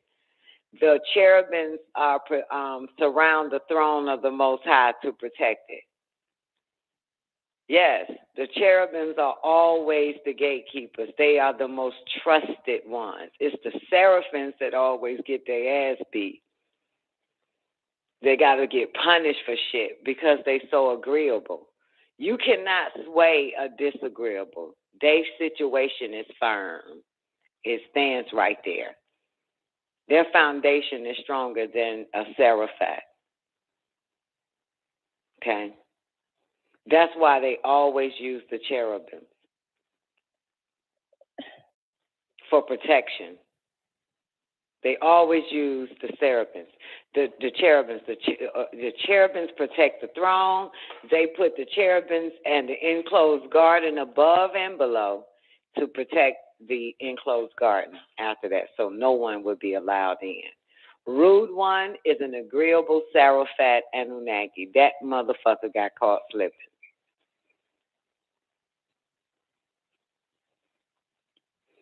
Felt within a love, a divine love that is unknown or felt by those disagreeable beings.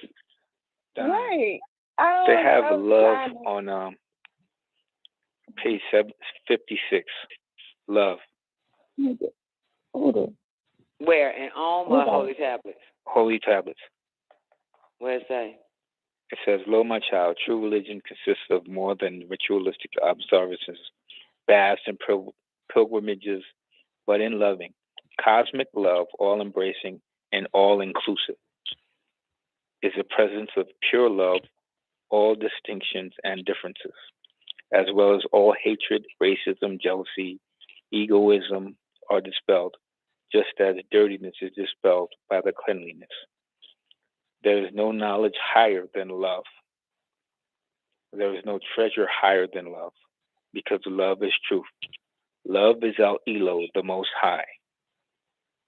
One must strive to convert one's emotions into unconditional love for Elo, the Most High, which is neither binding nor selfish. Only for Elo, the Most High, not the most lows, not the land dwellers. Okay, what? He said page 56. I don't see that. 756, tablet 25. 756. Okay. So it So said what one did must you do there? convert its love unconditional to Elo. Correct. Yeah, that's a motherfucker there.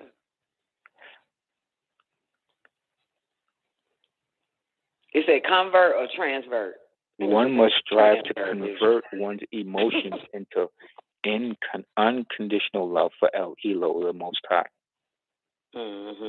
which is neither binding nor selfish. Which is neither binding. What binding means? It has no binds to it. It can't be attached to anything.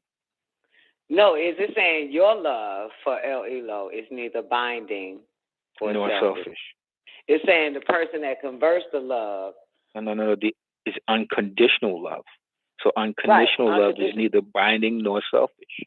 And it's saying that person that does it, their love for Elo is neither binding nor selfish, right? It can't be binding or selfish. It has to be unconditional. Right. So what I'm asking is, what the fuck is binding? It has conditions to it. It has an attachment to it. I thought that would be selfish. They're both binding and selfish. Go hand in hand, Don. Binding and selfish, let's not go hand to hand. Nor selfish. Right. That just goes together. But binding leaves selfish out. Binding means what? It's bound. It has an attachment. It's bound to it. Why are you saying bound? It's bind. Bind is the same thing, Don. It's binding. Bind and bound, no. Like out of bounds. Bind is more present. Bound is past, right? Nor binding. Like binding a binder? Has a condition. Like a binder? It has a condition, right?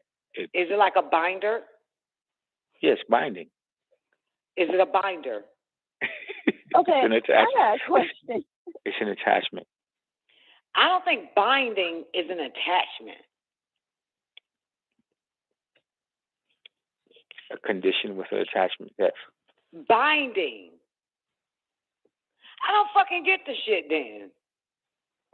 So, Don is saying that one must strive to convert one's emotions into unconditional love for Elo, the Most High, which is neither binding nor selfish. That's what he's How can you convert unconditional love to Elo if it's not binding or selfish? He's explaining what unconditional love is. Can I explain what I think it means? Is leading the Holy Tablets read right now. He's not understanding me. Who made him the leader tonight? What? No, Okay. Up the verse 5 on this page, right? It says there's no love higher. I'm sorry, there's no knowledge higher than love. So knowledge is love in a way. You know what I'm saying? And it's the highest level of knowledge. It's truth. Love. And it's truth. And it's truth. Love is truth.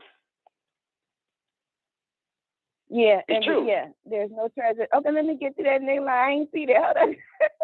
I get it, newbie. Hold up. I get it. Now, because I get if it love too. is truth, it can't be selfish or binding. Boom.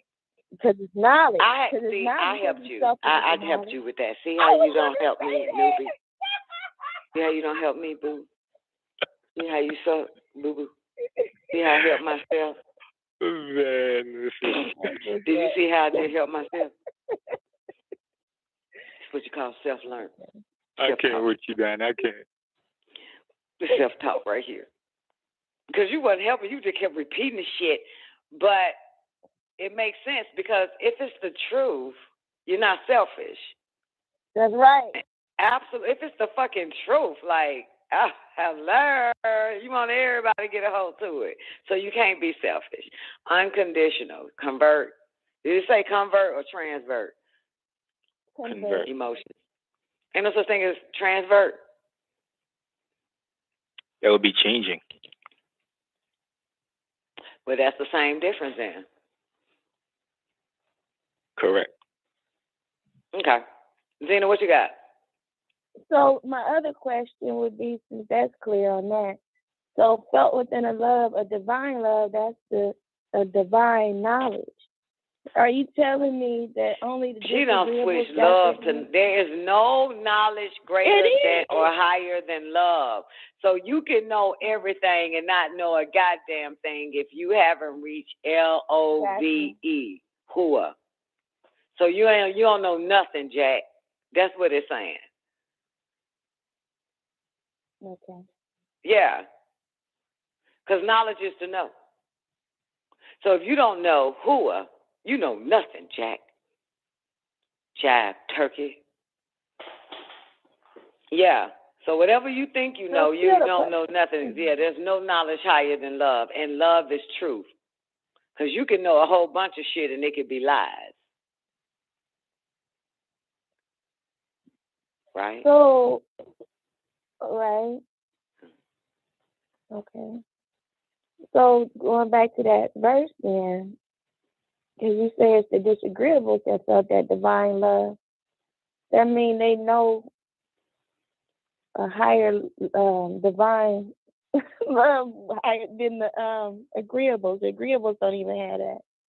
Because they don't want that out there. How is that possible? I don't. What you is ever their... met a motherfucker that is so agreeable that it ain't shit? It can be swayed. Cherubims are firm in who and what they are because they know the truth.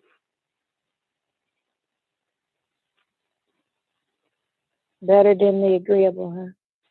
Yeah, agreeable agrees with everything and every goddamn thing. I thought it was agreeable to the one that's agreeable to. It's agreeable to everything. They're agreeable to any and every goddamn thing. Okay? Take Grouchy Smurf. I actually call it disagreeable Smurf. But take Grouchy Smurf. Grouchy Smurf was the only motherfucker that didn't go off with them goddamn other Smurfs. It disagreed with everything. Congratulations. Everybody get the Smurf berries. I hate Smurf berries. We're going to Gargamel and steal Israel's goddamn whiskers. I hate stealing Israel whiskers, and I hate Gargamel. It never goes with them no fucking where. It stays put where the fuck is at, okay? Right. All right, it is firmer. It cannot be lured. It has a strong foundation because it's so disagreeable. If you remember now, the disagreeables were the original 24 elders, which is why they still had to use 12 disagreeables to still make up the 24 elders.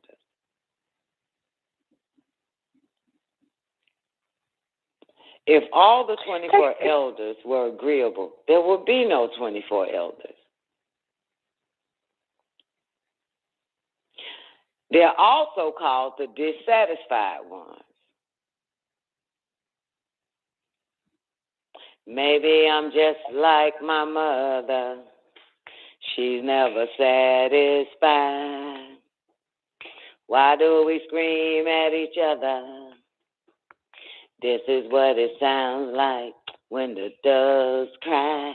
Dissatisfied ones, baby. You cannot satisfy a dissatisfied one. They gonna stay firm in their shit. There is nothing you can sway them. Their foundation is hard. Which is why your boy, Michael Murdoch, was complete disagreeable, which had to be converted. And look what he do. You snap his finger, he show up. That motherfucker just, Murdoch, Melchizedek, come now. Okay, on the way. Let me pimping the shit out of Murdoch. This motherfucker that turned agreeable. Okay? But yet, because of his disagreeable nature, he only serves the throne just like the cherubs. He only take orders from on high. You know what I'm saying? You get me? Mm-hmm. Zena? Go ahead and say it. Mm-hmm. I hear you. Go on and say it. I'm only She don't study the cherubims, man. You got to study the cherubims, man. No. Hold on. They're the most beautiful creatures on the planet. In the whole world, they are the most loyal to the throne. The cherubims. The disagreeable, like me. I don't fuck with nobody else but Dr. York. That's how cherubinism I am. Hey, you remember Angel? Lady Love Angel or some old shit? Yeah. That bitch called me and Neff cherubims. She would call us cherubims all the time. Cause we ain't fucking with you, bitch. We ain't finna goddamn all hell your asshole. Shit. We strong in our goddamn, in our disagreeableness. We strong. Goddamn it. You feel me? Mm-hmm. We're unchanging. You can't change us. You can't change us. Can't change us. We gonna stay right up with a sword. Protect the throne, baby. We cherubims.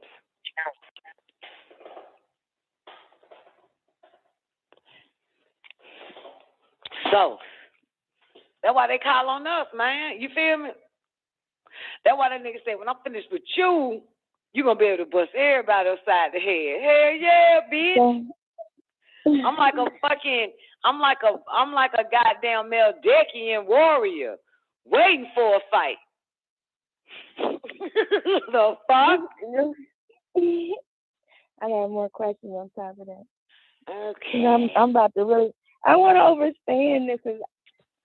I want to make all of this make sense. Okay, so okay, it's the agreeable green light, whatever beings that's supposed to come and raise us back up, right?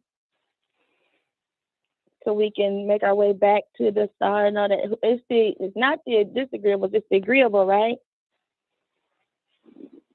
I'm asking. Melchizedek is the one sent to you, Melchizedek.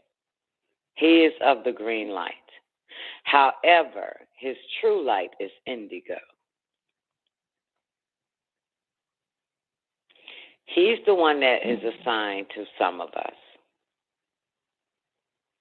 He is a killer, hunty, a warring angel.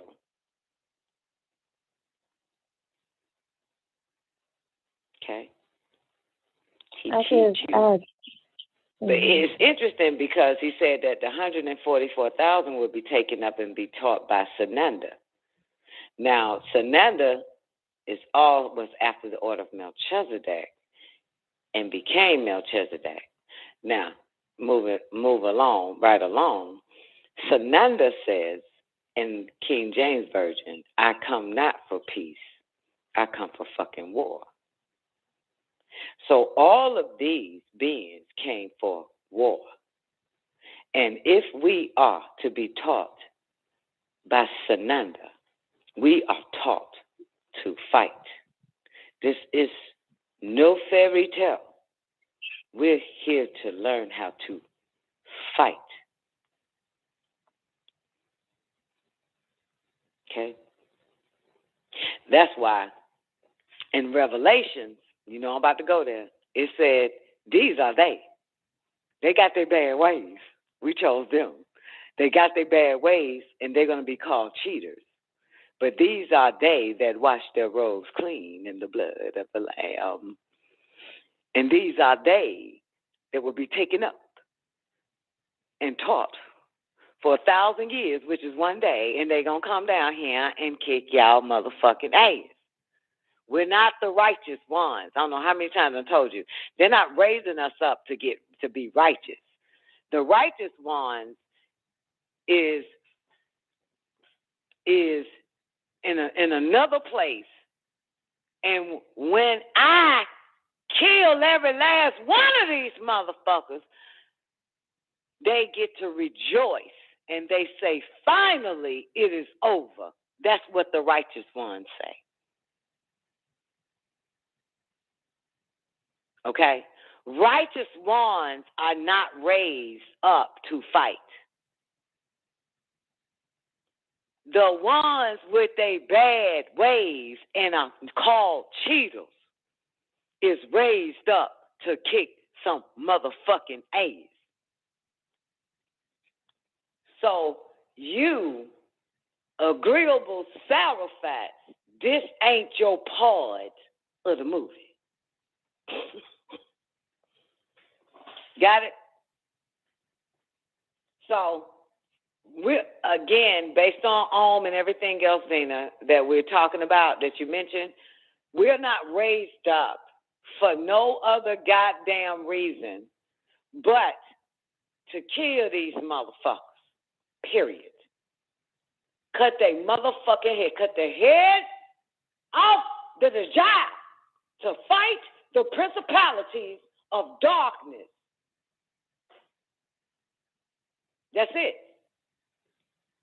And as it is said in the holy tablets, and it also is written again in the mind book, that a criminal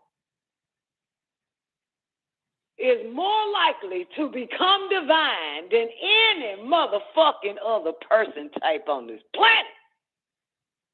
Divine is not righteous. Divine means I got my gifts. Who the fuck want it can get it. Got my power back. Who's next? Who wants some of this shit? Show yourselves. That's what this shit is.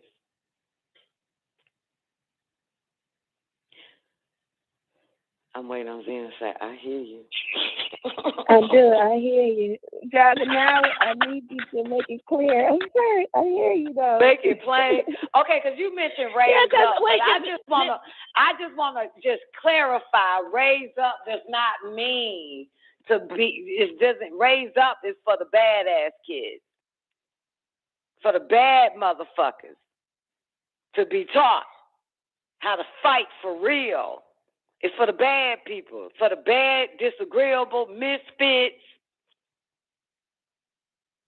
Basically, everybody that ain't a child of God is going to be raised the fuck up to kick some goddamn ass.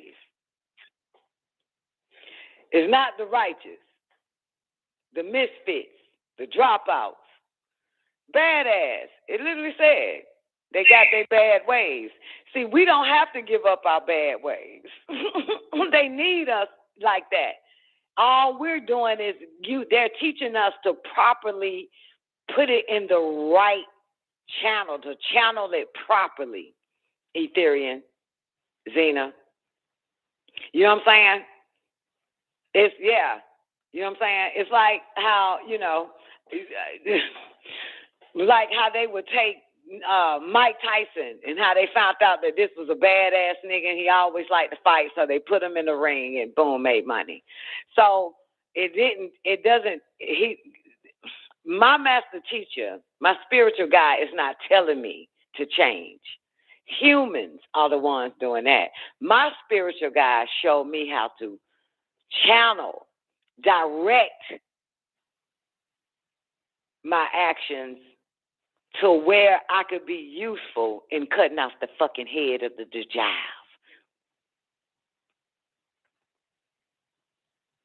Get it?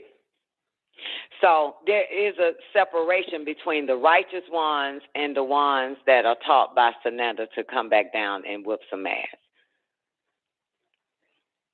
I just want to say that. So the raising up has really nothing to do with becoming righteous.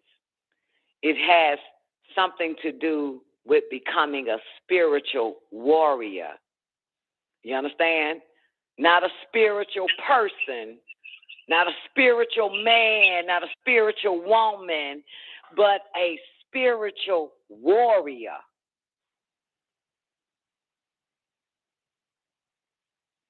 That's the raising up for. If that helps. Okay, now go ahead. Sorry. So this is what I want to read. We're going to start on page 1 on the Holy Tablet. And we want to... God, come on now. It's just how you came in with that. Okay, go ahead. So we're going to read to about verse 9. I was probably going to go further than that, but I just want to start verse 4. We're on tablet 1, page 1, I mean. So it's saying, I'm not going to read all of verse 4. I just want to get to this part where it says, there existed supreme beings of pure green light, ethereal and sub-supreme beings of the impure amber light fire. And then it say, I'm going to skip that part. I'm going to go to verse 6. It say, these supreme beings, and this is a conversation me and J1 had in the after party. When I saw these supreme beings, I'm thinking it's talking about both the green sub-supreme, the green supreme and the amber sub-supreme. I wasn't sure. But since you saying it the way you saying it, it seemed like it would be both, that, they consider supreme beings too, even though it's sub-supreme, but they're supreme beings. But I'm going to keep reading and say, these supreme beings being called Anunnaki or Nichiru, whose way of life was called Nuwabu, were endowed by El-Kulum, the All, with a superior overstanding, 720 degrees in all, 360 degrees of spiritual or ethereal state, the circle, and 360 degrees of the physical material state, the square.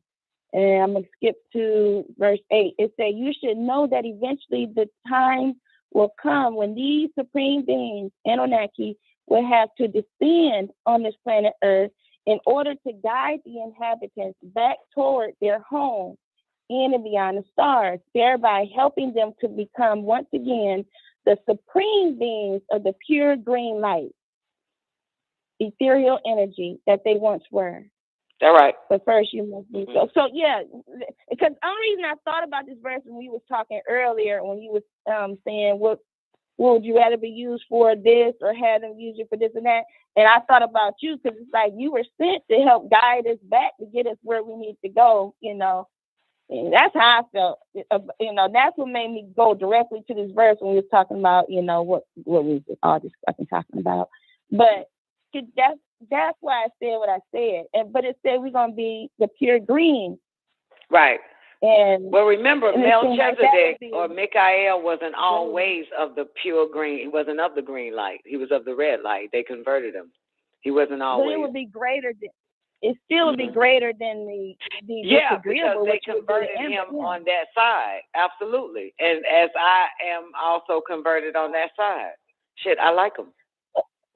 But wouldn't they have that divine love? Wouldn't these beings that we supposed to be trying to get back to? Absolutely. Yes. If you need it, boo.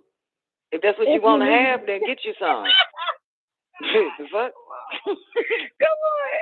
I'm just saying. Like, I'm with you. I mean, shit. If you want to have some, go get you some, boo. Right. And don't forget to share it in the name of Hua.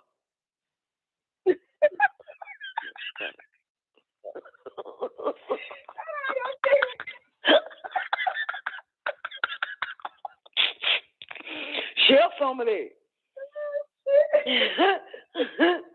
Share some of that Hua, honey. Make sense. Where am I lost at on this? I'm just trying to figure out what the fuck. I think you're adding a few things that could get you lost on this path of whichever path that you're on, as far as Ray going back to supreme being.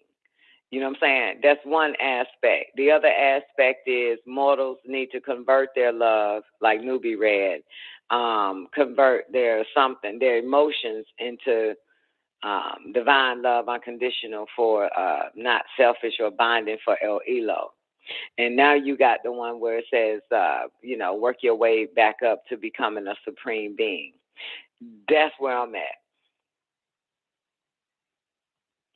I don't know what the fuck. What?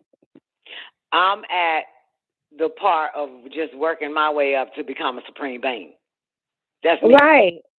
Right. But if people will be sent, my point was people will be sent. That's why I mentioned earlier, not people, but these beings will be sent to help us, remind us who we are, and help us get back to where we're supposed to be. True. So, that's very true. Right. And what we're supposed to be is these green, pure green, ethereal energy, which I know they got divine love. Like, they have to have that divine love. It wouldn't be the disagreeable Amberlight things, the only ones that felt that shit. Oh, okay, that's what you're getting at. Right. Well, remember, yellow and blue make green, right? So green is actually the secondary. Both. Yeah, that's secondary. The primary was your beings of the Amberlight first. The secondary is that, those became the green light beings. The green. But how does that tie into them feeling the divine love? It ties in the way you want to tie it in. You know what I'm saying? I'm asking you. I'm telling you. You want to tie it in. You know what I'm saying? You want to tie it. You want me to tie it in. You want to. Come on, divine love is only for El Elo. Period. That's Period. It. See, that's wild. That's it. But nobody else. That's not. Now the El Elo is selfish. That's selfish and binding. The divine love is only for that El Elo. Is that only for that motherfucker? That's in this page 7 something. He read to us. Zena, what were you that day? He read it to us 15, 20 minutes ago. Divine love is in Malachut. So that's if it was in Lahut. We supposed to feel this shit here. He said, listen, wait, Zena, in the page 700, and what page again, Nubi? 56. 756. It says humans, mortals, must learn to convert their emotions into unconditional divine love for El Elo, neither nor binding or selfish. Right?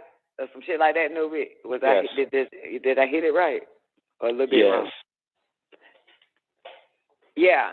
So that is the part that is mentioned in the Holy Tablets.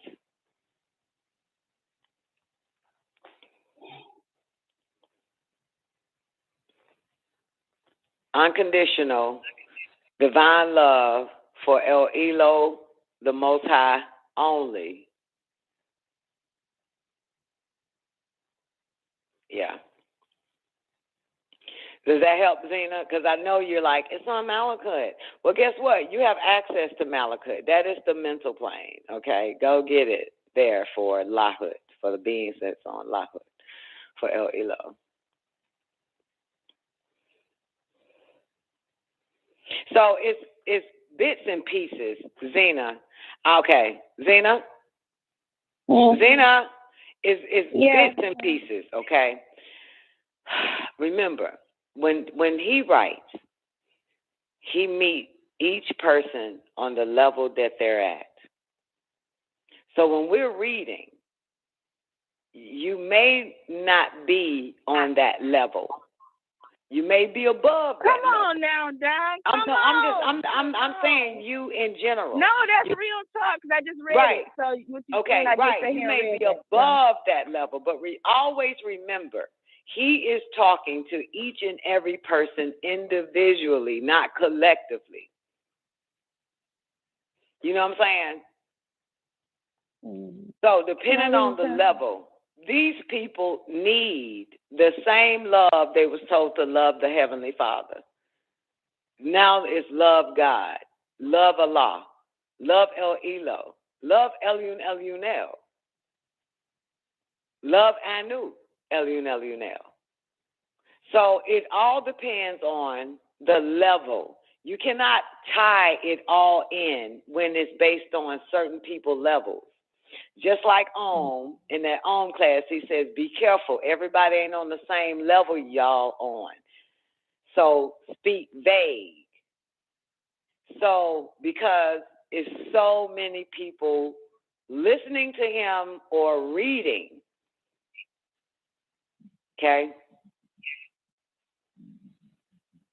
So if somebody that read the Holy Tablets and said, got it, only have divine love for El Elo, I have to learn to convert my emotions into divine love for El Elo only. Make sure it's not binding nor selfish. Got it.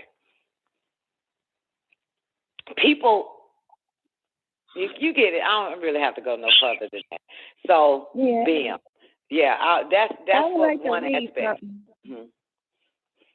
I just wanted to read something because you kind of highlighted over it on everything you just said. But right here on page, it looks like we just read the shit. You was on it. As I looked at it, I was like, what the fuck? Okay, page 693. I'm going to start at verse 199. It says, Malachut, which is ruled by Malachi Zodak, plane of divine love, a compassion not yet comprehended by human beings, but it will be. Like I said, it depends on where your level you're at, of which earthly love is only a reflection, a compassion that realizes not only the self, but expresses a compassion which can encompass all. Oh, that's right. Mm-hmm. I'm with that. Mm-hmm. That's what's love and compassion has to encompass all. I'm with that, not El Elo. All is where I'm at. El Elo fi El Kulum. Yep, it's in all. In y'all. Absolutely. So that, see, and that's for me and you, that part right there, and whoever else. Like if that is, because you need to have it for all, right? Mm-hmm. Yeah. Yeah. And I have it for all.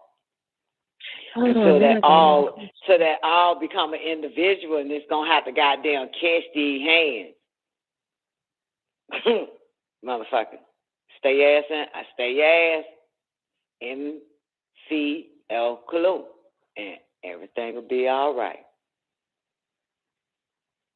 But when you start vibrating on your own selfish fucking frequency, I'm gonna have to wet you. Take that shit somewhere else. I'm gonna have to wet you. Fuck around and be a curve stain. God damn it, shit. Can't keep it, guys. Listen, if a motherfucker is ignorant, that motherfucker is your enemy. Never forget that.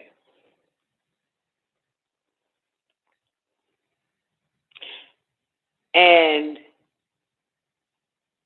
Eli says, I will make my enemies your footstool. I get stomp all over their ass. Because it ain't me. It ain't me you hate. It's Eli, my God, you got a problem with. And I'm about to stomp your motherfucking head. Don't take that shit out on me, because I'm going to fuck you up. I will make my enemies your footstool. Damn, I love that line.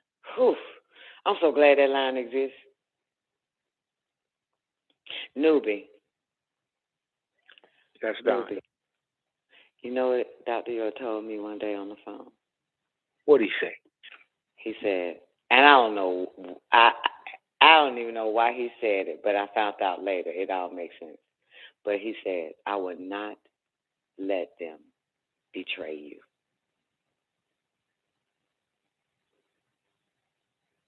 That's what he said. And I personally think as the years pass, I think he's saying any and everybody. Don't matter who the fuck it is. First, I was thinking, maybe talking about the most sick-ass fucking Nubians he done taught, got in bed with and raised up the black-ass devils. But then I thought about it years later, because I don't fuck with none of them motherfuckers. I thought about it years later, like, that shit everybody on this goddamn planet. And the dead motherfuckers that tried me on that fuck shit. That got to be everybody. That everybody, dead or fucking alive. I will not let them betray you. Stands to reason. That's what that nigga said to me.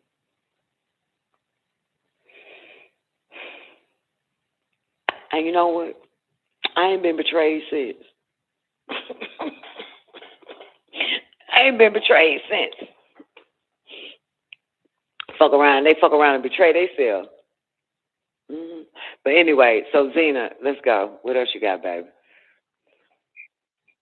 I thought I was clear on that, but as I reread it, but I'm just gonna yeah, I like that. That is very in important, though. That Malachite. So divine love is on Malachite, and humans or mortals will catch on to it later. Blah blah blah. But a compassion and it encompasses all. Yes. Yes, I can dance with that. That's Hua. That's Hua. Why does Zena sound skeptical now? Yeah, well, I'm back on that. Who felt the divine love? Because it said on that one we just read that, but it say a compassion. It say verse 200, plain of divine love, a compassion not yet comprehended by human beings. That's almost the same as saying but at the same because it say compassion, not love. It say compassion. I don't know. Because what it the was fuck not yet, page are you reading? It's right there. What does it say, babe? That's on page 693, but it's talking about human beings. But it start off talking about Malachite, which is ruled by Malachi Zodok, plane of divine love, a compassion. I guess it's talking about love, not yet comprehended by human beings. Mm-hmm. But it will be. But that's kind of the same thing it said about the disagreeable, a love not unknown, which means comprehended by them nor felt. That's what I'm saying. They don't. To me, it don't say they felt it. You're but right. I'm You're right. I'm so glad. You're from. absolutely right. I'm so glad you and J1 cleared it up, and you did perfect vocally. Yes. So the disagreeables did not feel it. You still. Huh? No, I'm for real. Yeah, the way you. Yeah. You're right. You. I'm saying, but come on, I'm not bullshit. For real. Okay. You're right. Yeah. Because it mentions it the same way it did to humans, not felt. Right. Unknown. It's unknown. Yeah. Not comprehended. Not comprehended. Unknown. Yeah. Yeah, unknown. Yeah. But will be. Right. Yeah, I felt it. I felt it before. Okay. And newbie, for the record, I do have non-binding and selfish Hua. For LE. I do. Everybody else can get it, though. Fuck you. Your shit is binding and conditional, and my shit is selfish. I do. Unconditional. I had to learn that, though. You know what I'm saying? I had to learn it like a fucking Christian, but That's person you because had it for, but I don't have blind faith. I have sight. Oh yeah. Not faith. Yeah. We don't have blind faith. Yeah. I ain't finna shit, motherfucker. First, you need to show. First, you need to prove to me. Second, you need to prove to me again. Third, you need to keep proving, and eventually, I have unconditional. Keep trying that spirit. Yeah, fuck yeah, keep trying that spirit. Shit, bitch, my eyes ain't never goddamn closed, shout out. I ain't got no goddamn closed face. I blind face my ass, motherfucker. You got to show up, show out for goddamn till I die. That's the only way I'm gonna have. While I'm on this bitch, motherfucker, goddamn it, the fuck. You feel? Sorry, you got to show up, show out all the time, boo boo. Goddamn shit, the fuck? You know what I'm saying? As above, so below. You feel me? Shit, motherfucker. You come in my goddamn life. You know what I'm saying? I ain't got time for no teaser. And then I'ma still love you. You ain't finna tease me. I ain't finna play this shit. I gotta be satisfied. God got to satisfy me. Period. For me to have unconditional goddamn love. But yeah, I gotta be satisfied around this bitch. You feel me? Fuck that shit. You goddamn the more high motherfucker. You better show up, show out, man. I like that. Yeah, I gotta be satisfied. To have unconditional love for God. There's gonna be some conditions. I love it. Yeah, man, you gotta satisfy me, motherfucker. Goddamn, fuck right? That shit. You know what I'm saying? I ain't under no spell of religion, nigga. I'm in the Wapu, baby. That shit better sound right. That motherfucker better give me some experience, some evidence, and some goddamn and a reason to love you. Fuck that shit. I'm sorry, baby. That's just how it is around here, boo. Cause I heard Dr. York say, what the fuck y'all gonna do when atheists start running the world? That's what that nigga said. That's what A.M.O.M said. He said, y'all better listen. He said, what the fuck y'all gonna do when atheists start running this fucking planet?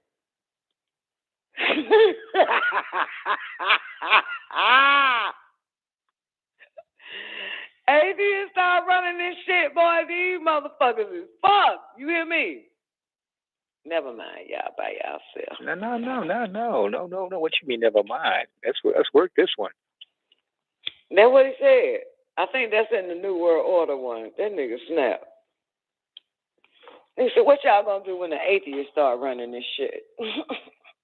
Atheists take over this motherfucker. OVER over. This shit gonna be over. Yeah. They gonna be pushed. All the theists, right? Ain't that what they call newbie theists? All the theists gonna end up pushed to a corner in every goddamn city by their damn selves. Just like those that practice voodoo, spirituality, Wicca, occultists, they pushed off. So all those theists, those that believe in theories, they done took prayer out the goddamn schools. You feel me? So yeah, atheists run this bitch. They certainly do that. Atheists and scientists, they about the same type of mentality, ain't it? Atheists and scientists, right? I know one goddamn thing. Bill Gates is certainly a goddamn atheist and a scientist.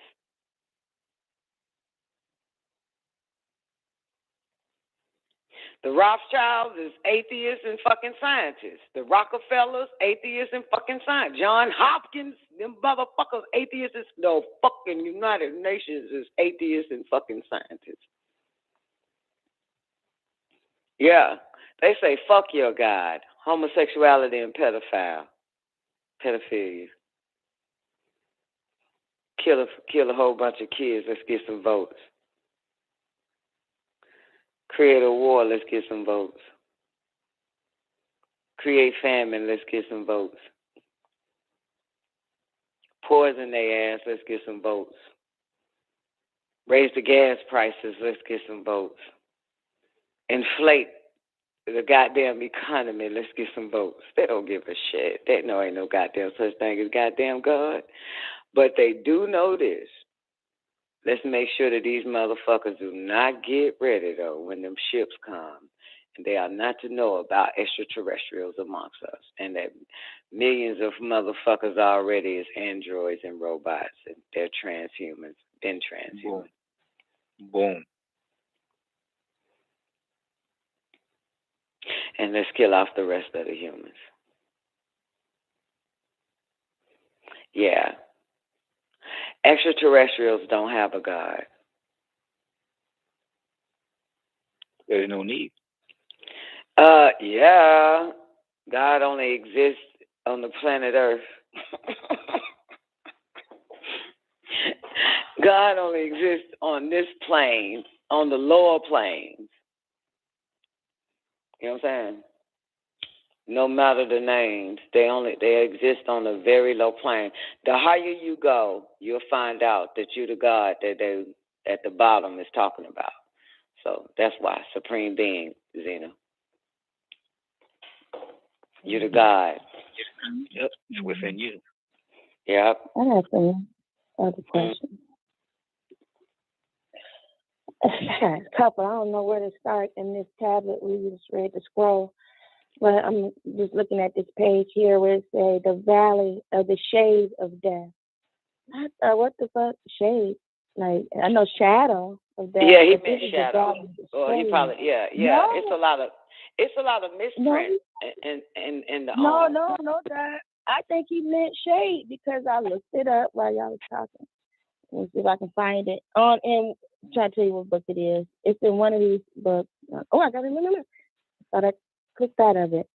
It say here, this scroll is the Egyptian book of Anubis prayers for the whatever. I can't open up the whole thing. Probably prayers for the initiate. I don't know. But it says the shade of Mawuf, death, lies upon thy face. But the Anubis of death engraved in his hand round about thee. Whatever. But I was thinking, I wanted to ask you, is meditation like a sister to death in a way? Not so much a sister, but it's not, you're not dead. You just going on to that other. Let me read this right here, what it says. It says, you meditate on the meaning of these words, you now become cognizant that the valley of the shade of death is the etheric filament that connects this world and the next. Similarly, with being the temple you have envisioned, they're the actual transition from this world to the purging rays. It's a transition from this world.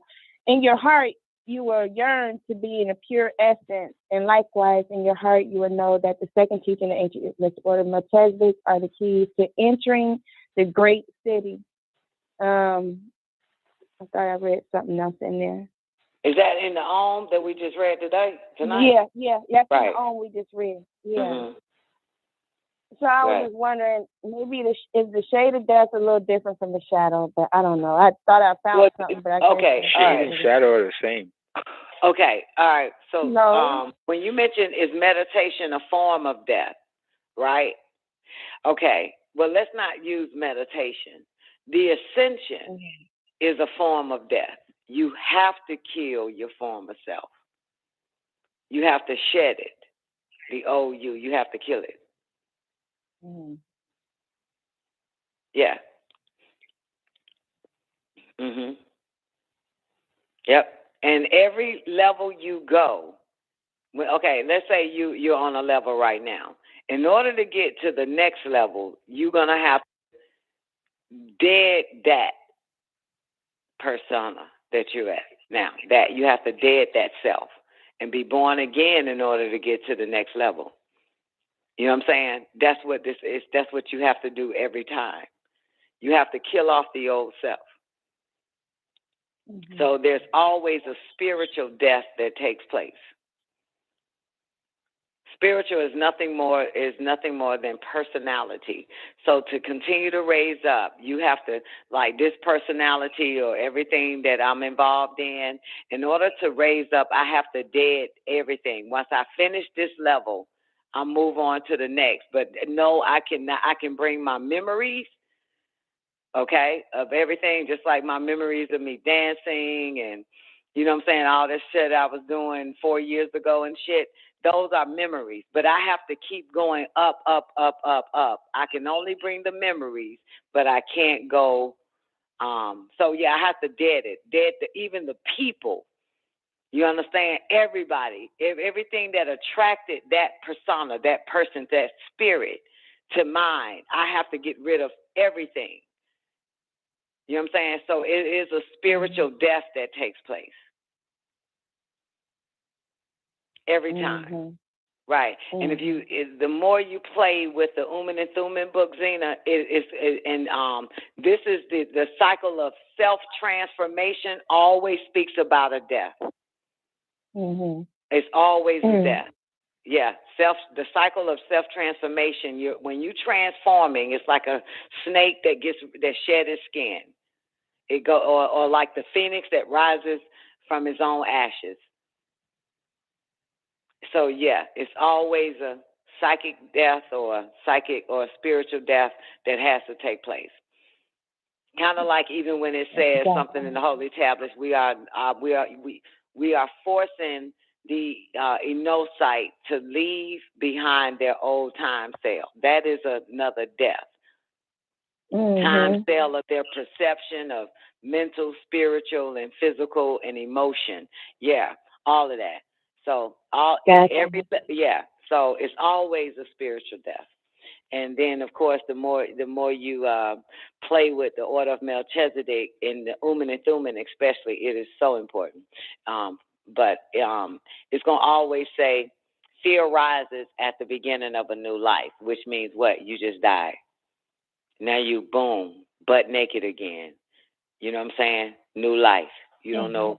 And I think was it tonight when it says it just Queasy threw me out. Great day, Queasy. It says you can't be afraid of the unknown or something like that. You know what I'm saying? I think it's in the A.M.O.M that we just read. Like the fear of the unknown, like that is an A.M.O.M that we read tonight. You know what I'm saying? So that is a death. That's why you always, should look forward just for what we talked about that night when the show ended, Zena. You know how we just constantly transitioning. We cannot put roots down, me and you. You know what I'm saying? Remember we talked about that? We can't put roots down. Yeah, because we always in a transitional state. Yeah, that's how they have us. Yeah. Yeah, so because we're ready to go on to the next, to the next, to the next, to the next. Yeah. Already. Yeah, I see that, what you're talking about, the unknown and what we just read. It said, in order to become worthy of the journey upon which you are to embark, you must overcome the trivialities of the physical plane and learn to submit to the feelings of the unknown. Those feelings that inspire your spirit to elevate your soul. Yep.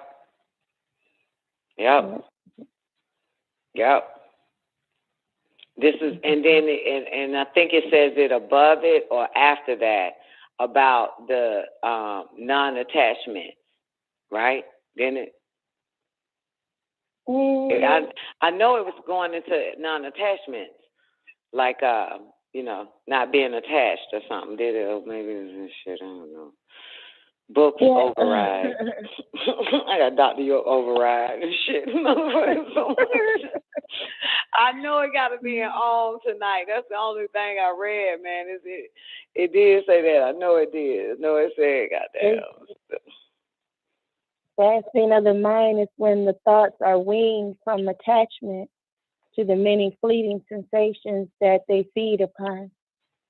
That's one intention. Yeah. Okay. That's not it.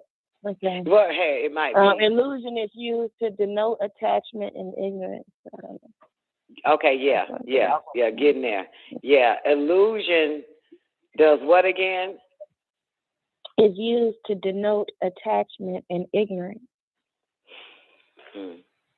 Yep. Because none of this shit is real. Yep. None of this shit is real. It's an illusion. The unknown is real. But every unknown that is made known actually becomes an illusion again. It becomes an illusion till you get all the way up to the plane of divine reality, or reality to the plane of divine reality. Yeah, that's when you're in the real world. The shit is so real, and you get to experience it in the physical form. You know what I'm saying? That's why they say, truth is stranger than fiction. Yeah, because that shit is so real. It is the real world. It's real. That shit is not an illusion. It's no fairies. It's your higher self is so real. It makes you look fake. When you get a hold to your higher self, you'll realize that all that shit you thought you was doing, that you did, that you wanted to, you'll just find out that none of that shit was real once you get a hold to your higher self. It's bullshit.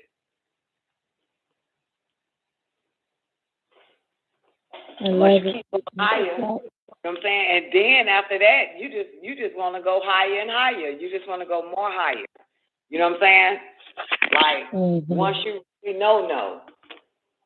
You know what I'm saying? All you doing is, and then non-attachment becomes so simple, Zena, like, you just passing through. You know what I'm saying? You're not attached to person, place, or thing, or the body, which is easy. All we doing is caring for it and keeping it pushing. That's it. Because that's our goddamn space suit. Shit. That's it. We just wash it, put the right ingredients in it and keep it pushing. But yeah, it's yay. And the higher you go, I'm telling you, man, I mean, this shit, wow, man, people be asking me what I do for a living, man. I just want to tell them, bitch, I fucking pray. Nigga asked me that. Nigga came to the house and gave me delivered my goddamn smoothie or some old shit. Then he texted me. It was like, can I ask you a question? I already knew what the nigga gonna ask me, what I do for a living. I already knew. Hey, remember you asked me, how has it been since blah, blah, blah earlier on the show? Right. I said it's been uphill from there. Yeah. And goddamn, like, the fuck, like, man. I don't look for no wages or no shit like that. But, like I said, man, when you work when you about your father's work, if you get a job anywhere, they will have to supply you with everything you fucking need. All right.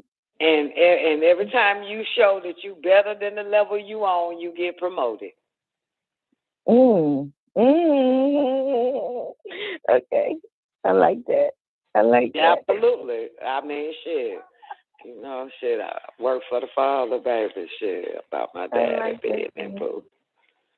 Goddamn, shit. My whole life, this all I know. This the only one I've been with for forever, longer than anything, longer than McDonald's, longer than goddamn working at a gas station, longer than working at a management company, man, longer than my own businesses I opened and created.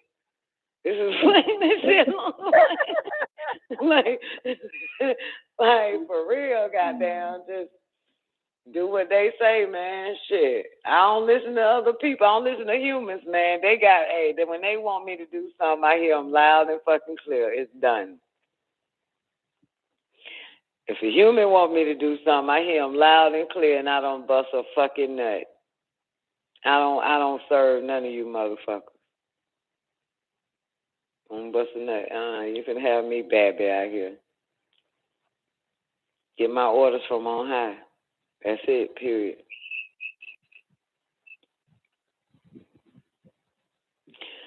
Mm-hmm. That's my boss. You know what I'm saying? I help people, but I won't let a motherfucker bring me down, boo. Like, you know how humans are. You go out and get a drink. Fuck no, bitch. That ain't in my job description. That ain't in my vision board.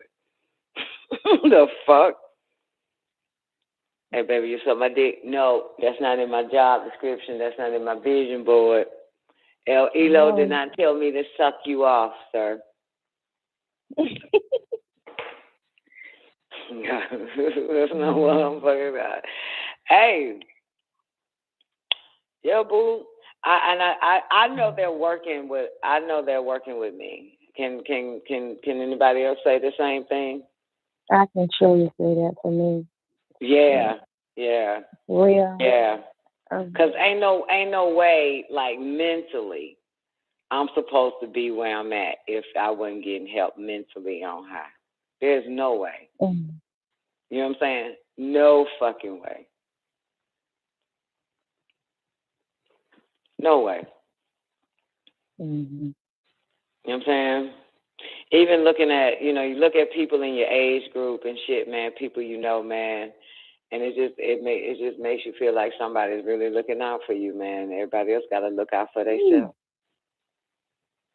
And when they look out for themselves, man, they are some dirty son of a bitches. You know what I'm saying? For real. Yeah. When people look out for themselves, they are the most conniving, deceptive, backstabbing, betraying, dirty, cheating at. I mean, really fucked up. Yeah. You know what I'm saying? Yeah. You see that J1? Yeah. Cause they ain't got nobody on high, man. There is no on high when you on low. You got the most low around you. You have to get up to on high level to be with the most high.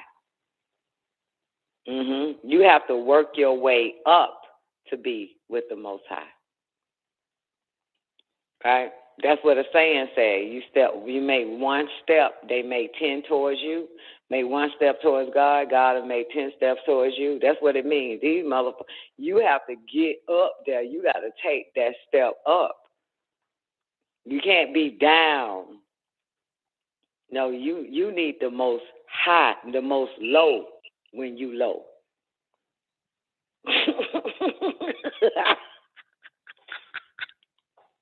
I heard Dr. York say that shit, and Doc said it for me better.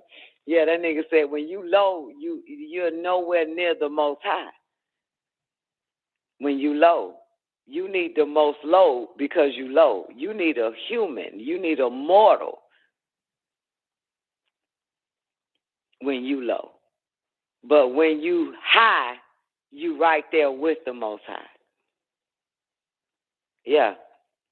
The most high don't come down to your level. You have to come up to the most high level. You have to get up to be on the most high level. Right. That's why the key is staying up. Right? Because when you fall, you on your own. You with the mortals. You start to call and ask mortals for fucking help. That's your most low. If you calling on mortals, that's your most low. But when you with the most high, there is no calling on. You know what I'm saying? There is, you on high. You feel me? You there. And the key is keep getting higher. Never go low. Never go low, boo. Never go low. Just try not to go low. Because you'll be calling all types of humans. They are the most low. You know what I'm saying?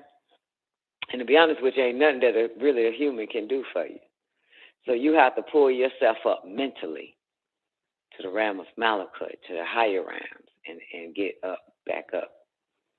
You know what I'm saying? Remember Nebuchadnezzar? When Nebuchadnezzar fell, lost his power, lost everything, sleeping with beasts, eating flesh raw, eating out of garbage cans, all that shit, till he got his sanity back. That's when he ended up being the Most High again, on high. Yes. Yeah, you have to stay insane in your sanity. That's all mental. Yeah. When Keita called me asking for help financially, I gave her mental therapy. I didn't give her physical therapy. There's nothing I can do for you, bitch, physically. It's your mind. It's your mental state. And she actually says it, Zena. She said, I'm so glad that I did call you because you helped me mentally. That's the most important thing. That is the most important thing because it's mental first, physical second, So if you're mentally sick, your physical is sick. Remember in the mind book it says everything that's around you that's happening to you is because of your mind. M-I-N-D did this. Mm-hmm. Your mind did this. So if you look at the house you're in, the state you're in, what you have in it, anything around you, the friends, your kitchen, what's in your refrigerator, whatever the fuck it is, you even tuning in to this show, it is your mind that did this, that created this. It's not your body. So her mind started to spiral out and figured that she needs some physical provision. No, your mind is at the bottom, baby. Your mind needs to get back to the top. But anyway, she says to me, she's glad that we talked, and she said because it was her mind that was fucked up over this situation that was happening to her. And she said, I helped her get her mind right so that she could, see what it really is going on, So, yeah. Zena, you're right. I raised her up. There it is. Yeah, because a fool and his money will always part. Yeah. So, yeah, because money is not real, that's an illusion. You know what I'm saying? But it's all mental. Everything is mental. Mental first, physical second.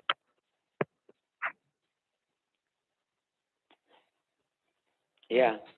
That's what we're here for. We're here to, for those that are vocal enough, we are here to help keep your mind on high, then at the bottom of the physical plane, and at the bottom of the mental plane, and at the bottom of the spiritual plane, then at the bottom of the plane of force. You don't want that mind there, because then you're going to end up back on all fours. You know what I'm saying? You're going to end up, you're going to end up a beast, You're going to end up, worse than where you are. The mind will take you down or take you up. It's nothing on this physical plane can do it. It's all mental.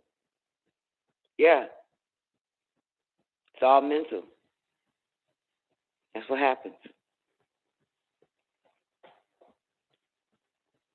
So that's why I said that, when you're feeling something, you need to be around highly spiritual people, because that'll bring your spirits up. You start to vibrate higher on the spiritual plane, the mental plane, and the physical plane, and the plane of force. Yeah. So, anything else, Dina? You got anything Yeah, else? I want. Can you hear me? Okay, mic check. Yes, you're loud and clear. Okay, cool. So I want just to finish up that last part on that. Then I want to get to the other question on the action. Hold on, let me go back to that part. Let's say. And there's another part where you go back to it. I know you ain't gonna forget it, but you're gonna help me get it. There's a part. Listen, y'all. This here, the affirmation. If you read that, Zena, what it say? As you sit at the feet of the master, you are taught the affirmation. You then recite this affirmation to yourself in a voice that is audible to your soul, blah, blah, blah. And Right. I think it's something, but I think it says, if I'm right, I thought it said something like, if you fucked up or something, say this. Yeah, that's what I was just finna say, Don. I was just finna get back. That's why I said let me get back to that part. Yeah, where is it at? It's right underneath this. Say okay. What page? So it's on the in the book. It's shit. Talking about page 23? Yeah. 23. Page 23. Right, that's the affirmation. But the part where he actually say something like if you know angry or something like that. Yeah, That's what I was just gonna ask you about. And I was gonna ask which affirmation is that? Now we got to go find it. Yeah, no. Damn, where is it? Oh, there it is. Here, okay. It's a you are on page 24. It says you are to recite this affirmation when you are depressed, angry, or undergoing any change of temperament. After you have recited the affirmation, remain in the crystal light garden, and while sitting on the lotus petal, think. And that's, I'm guessing that's what he wants you to think those things. Oh, okay. So the affirmation is on page 23, and then he explained you are to recite it if you're depressed, angry, or undergoing any change of temperament. Yeah, okay. That's 24. Okay. Yeah, well, that's 23. But wait a minute. Right. Yeah, it's 23, the affirmation, or is it That's what I was gonna ask. Shit. Yeah, it's 23, right? The affirmation is on page 23, right? Yes. Yeah, okay. Okay, because it's kind of strange because right there on 24 he says when sitting in the lotus petal think El Shadu, the forest. Okay, so while you recite, you are to recite this affirmation when you are depressed, angry, blah, blah, blah. After you have recited the affirmation. Okay, so it is. So the affirmation is Ania Shil El Ma'u, I am of the essence, and the rest. And then visualize yourself, what it say? Remain in the crystal light garden.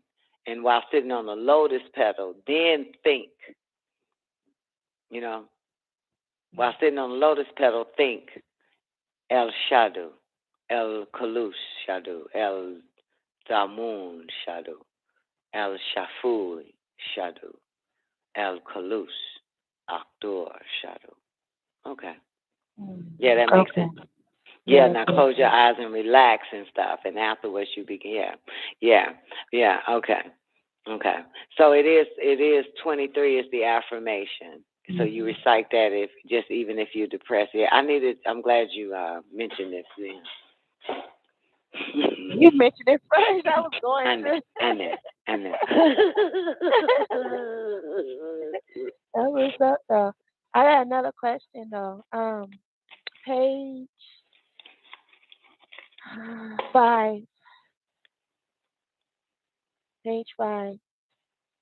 It says you have the power to decide your course of action in life, and you have the power to guide your thinking. Thus, if you are truly sincere about reattuning yourself to Koloon, all, and raise up as a spiritual being, exercise your will, and you shall be successful. Now, my question to you is going to be, At what point do you will your will back? Because I guess this is just a level that you have to exercise your will, and then eventually you're gonna give it back. I'm guessing. Well, interesting enough, right before he goes into you have the power to decide your course of action in life, he's right prior to that, he is also speaking of those that want business and all that other type of stuff. You know what I'm saying? So you could use that to become successful. So you know what I'm saying? So he's speaking of that as well. I just want to tell you that. So to exercise your will and you shall be successful. If you read up, he speaks about, yes, you should have goals in your life that you want to reach, goals that will help you unite us and create a world that is safe for all children. And if along the way you see something beautiful that you would like to own, by all means own it. Only remember that you should not allow yourself, that's it, you should become attached. That's the part right there. I'm talking about that attached part. Where is that? On page 3, right above page 5 for 5. Yeah, that's what I was mentioning. I said, I know it says something about attachment. Yeah, but he says, you see something beautiful that you would like to own, by all means own it. Only remember that you should not allow yourself to become so attached to your worldly possessions until you forget everything else. In order to become worthy of the journey upon which you are to embark, you must overcome the trivialities of the physical plane and learn to submit to the feelings of the unknown, those feelings that inspire your spirit and elevate your soul, feelings that you have known since birth. In reality, they are only your senses crying out and imploring you to remove the veil from your eyes. Those feelings are the innermost part of you, that part that beckons you to the third eye, which is awakened by your senses, blah, blah, blah. And then, boom, you have the power, or if I keep going, you have the power to decide your course of action, and you have the power to guide your thinking. Thus, if you are truly sincere about reattuning yourself to Kalum, all, and raise up as a spiritual being, exercise your will, and you will and shall be successful. Yeah. Use your will for that. That's what he's saying. If you For truly your spiritual, for the yeah, spiritual thing, not for the use your physical will for world. that. That's all I've been using my will for a while now. Shit.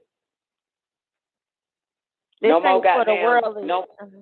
Yeah, I mean, yeah, it's because this part, yeah. If you are truly sincere about reattuning yourself to Kalum and raise up as a spiritual being, exercise your will, and you shall be successful. There it is. That's clear. Yeah. As in anything else you do physically, but if you can use your will, you can exercise your will, and raise up as a spiritual being. To me, Zena, I know this is not dealing with what you wanted to bring out, but to me, I think in my book, man, I feel like I've done everything physical. You know what I'm saying? More than everything spiritual. I lived this fucking world, man. I did that shit.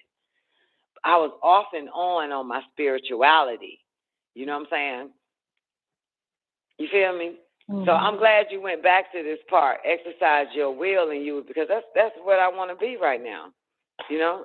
I'm tired of this shit. Which is why they got me alone and far away from everybody. You know what I'm saying? Because that's what I done did everything. I've cooked, I fucked, I sucked, I drank, I ate every fucking thing. Like, yo, you know what I'm saying? I've technically had what is considered, you know what I'm saying, some exotic type of material gain and shit. But I want my powers back, and I want to be sidetracked by, this shit out here. I want my shit. It shall be your gift in this order. Yeah, that's what I want. Yeah, I want to go home.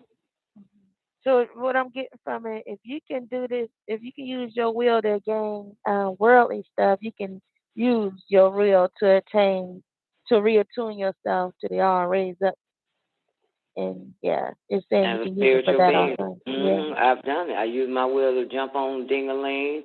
I use my will to, especially my mind, though, for a lot of this shit. But, yeah. Mm-hmm. Only thing I want to do now is just focus on my higher self, man. Like, for real. That's it. And get out my powers. Get my powers back. Get my shit back, man. No more dropping. I'm sick of that shit. Sick of forgetting. You know what I'm saying? Sick of forgetting. Well, I'm not sick of forgetting. I haven't forgot in a long time, but you get what I'm saying. Like, yeah, I'm tired of this shit. Tired of this. Everything is spiritual to me now. You know what I'm saying? Unfortunately, relationships isn't, which is why they don't exist. But everything and place is spiritual to me. You know what I'm saying?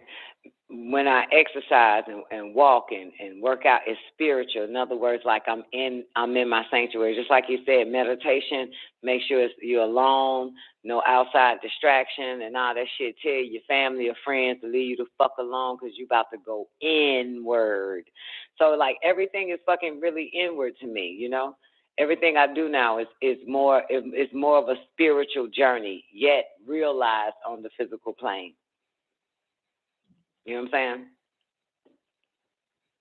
No, you don't? Yeah. Yay? Yeah. Oh, okay. Yeah. You follow that? You Fucking follow right. that? Already. Shit. Yeah. Yeah. Yeah, like, yeah. Yeah, I really mean that shit. For real. Like, fuck this. You don't know when the time comes. You know? I just remember this one saying that when the Son of Man shows up, you are who you are. There is no getting it right. You don't have time, basically. And we always think we got time. So I always hear that shit from time to time. Like, hold on, all my shit is you. Hold on, let me get spiritual real quick. It's a little too late for that. Like, let me get my, you know what I'm saying? Let me put my pants up. Rinse my mouth out. Wipe the calm off the side. Like, fuck all that. Let me get sober. You know what I'm saying? Like, nah, stay where you at. It says you can't change, you know? I think we are really some fortunate motherfuckers, though, people that's here. I think we're blessed, highly favored and truly blessed. There is no way, Zena, we would be where we at now. You know, unless some great hand had a strong influence, you know, telepathic influence, mental influence, and all that, and everything else, spiritual influence, man. There is no fucking way, you know? No fucking way. But yeah. There's another part, too, in Revelations in the NGL. And this is why I don't give a fuck. I don't give a fuck. This is why, and it say this, Twank, damn near at the end, in the end, people are going to be joining in marriage, and they're going to be destroyed. Because the only true marriage is you getting ready to prepare yourself like a bride for the groom, baby, for the crystal fucking city. Boo, boo. Yeah. You like that, Twank? Yeah. Never again. Not to this physical world. Not to no physical flesh. Nothing external matters, man. I've been with Melchizedek as a baby, and it all starts like all Melchizedek teachings, is just all start to come. It starts to make sense how the spiritual children should be, even on this physical plane. You know what I'm saying? Our mentality. None would overstand it. You know what I'm saying? Only like-minded motherfuckers will. But those that are not, they would not get this. They would not understand our mental actions that results on the physical. They don't get that. They wouldn't understand it. You know what I'm saying? Because one, their eyes are closed. They're not spiritual enough. They could be religious, but they're not spiritual enough to understand or comprehend the level of spirituality and the level of mentality that we're on this physical fucking plane. You know what I'm saying? Yes, I can understand their level of mentality, their level of spirituality on the physical plane. But the more you raise up, you do find yourself alone on that spiritual path. You know what I'm saying? But you can relate to those on the path that you left. You know what I'm saying? Because you thought like them, you lived like them, your spiritual concept or whatever the fuck it was, your spirit was vibrating. You can, but they look every level we ascend to, they don't understand. They wouldn't get that shit. You know what I'm saying? They cannot fucking relate. They are so physical. The higher I go, I just realize, goddamn, these people are so fucking physical. Like, you know, the higher I go spiritually into my spirituality, it's like these people are so fucking physical. Just the stuff that they demand from me is so fucking physical. But yet I understand because I've been on that plane. I never demand anything from anybody. I just want to put that on record. Nothing. Not friendship, not companionship, not to talk to me on the fucking phone all goddamn day, not to sleep with me in the bed all night, none of that shit. Not to come with me in the fucking car, not for me to be. I've never fucking ever in my fucking life, okay? Never. The fuck?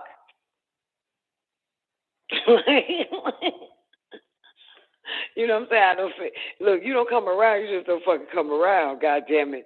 You know what I'm saying? There's nothing wrong with me and there's nothing wrong with you. I understand. This is how you know you've always been spiritual. You couldn't give two fucks, right? You couldn't give, yeah, you know you always been spiritual because you understand that people need them.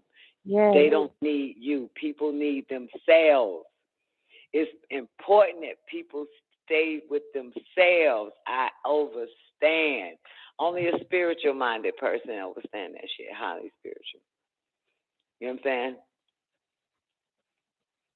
You resting, I won't wake you. You busy, I won't stop you. Come on. You focus, I won't get in the way. Come on. You're tired, I will leave you alone. I won't bother a person. As what's it called? My fucking personal shit will never interfere with anybody else's, whatever they have going on. I've never influenced my personal life onto anybody. Like my need was greater than theirs. So stop what you're doing and tend to me. Never. Ever. Ever.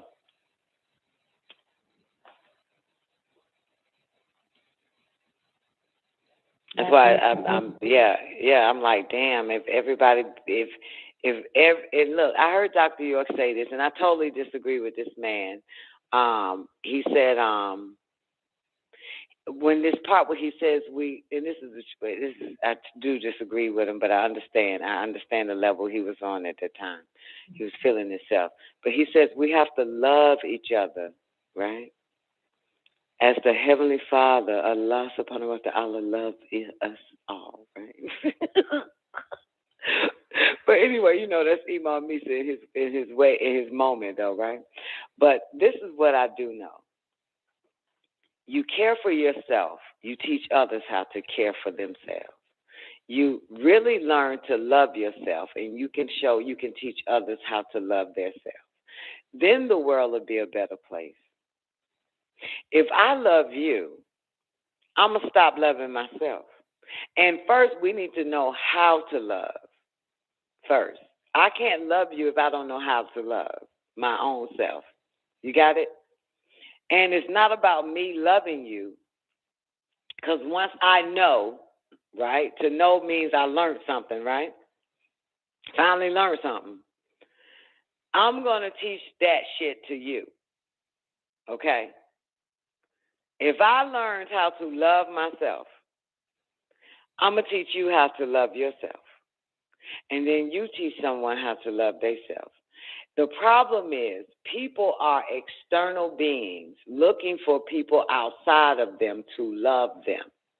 When they're not getting the love and the care they want, they become highly destructive. Right? Absolutely. These humans are walking around with the absence of love for themselves and demanding it from everybody the fuck else. Now, one thing we do know, if we don't know shit else, learning to love yourself is the greatest love of all. If I love you and you don't love yourself, that is not the greatest love because I love you, right? The greatest love is when you love yourself. That is the greatest love. That is what the fuck is going on with this goddamn world. With the world before we got here. With the world doing us, and that's what the fuck is going to be when we leave this bitch.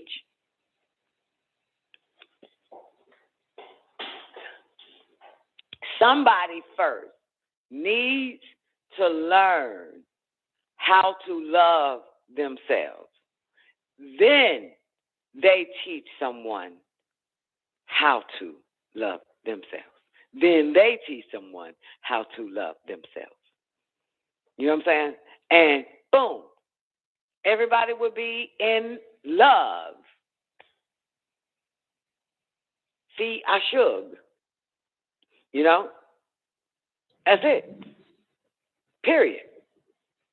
They will understand what love is. Because it's from love, is caring for self, then you know how to really care for yourself, and you can teach others that as well. You know what I'm saying? So therefore, nobody won't feel like nobody loved them. Because that's a misnomer. That's not even fucking real. Nobody can love you. You know, nobody can. And if, in fact, you believe that somebody did, if they do something that you think is not out of love, then you're going to say that they didn't love you that day. So it's important that we learn to love ourselves, figure it out, how to love ourselves. Okay, I figured it out. Let me teach you how to love yourself and care for yourself. If you want to know how to do it. Or you want external love, but that shit is fleeting. It's not real. You are with yourself all day, every day. All day, every day. And you're looking outside yourself for someone to love you and to care for you. That's idiocracy. That's a fruitless fucking journey. No one is there but you. No one is in you but you. You know? So that's the only reason why I say, you know what I'm saying, I disagree with them, because you really find out that when you know love, you're on the mental plane for real, because it gives you the steps to love yourself. Like the mind book is nothing but love. The steps to train the mind, keep the mind still, you know, that it starts there. It starts right the fuck there. Discipline. That's love. Discipline is love. That's what that is. Discipline is love. And when you really love yourself, and I'm almost there, like completely, like who are love in me, is when you don't give yourself poison.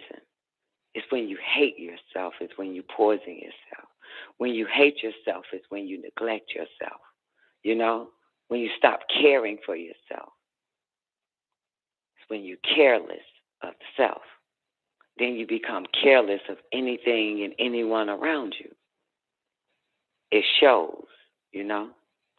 It really shows. So I'm learning to every day to fight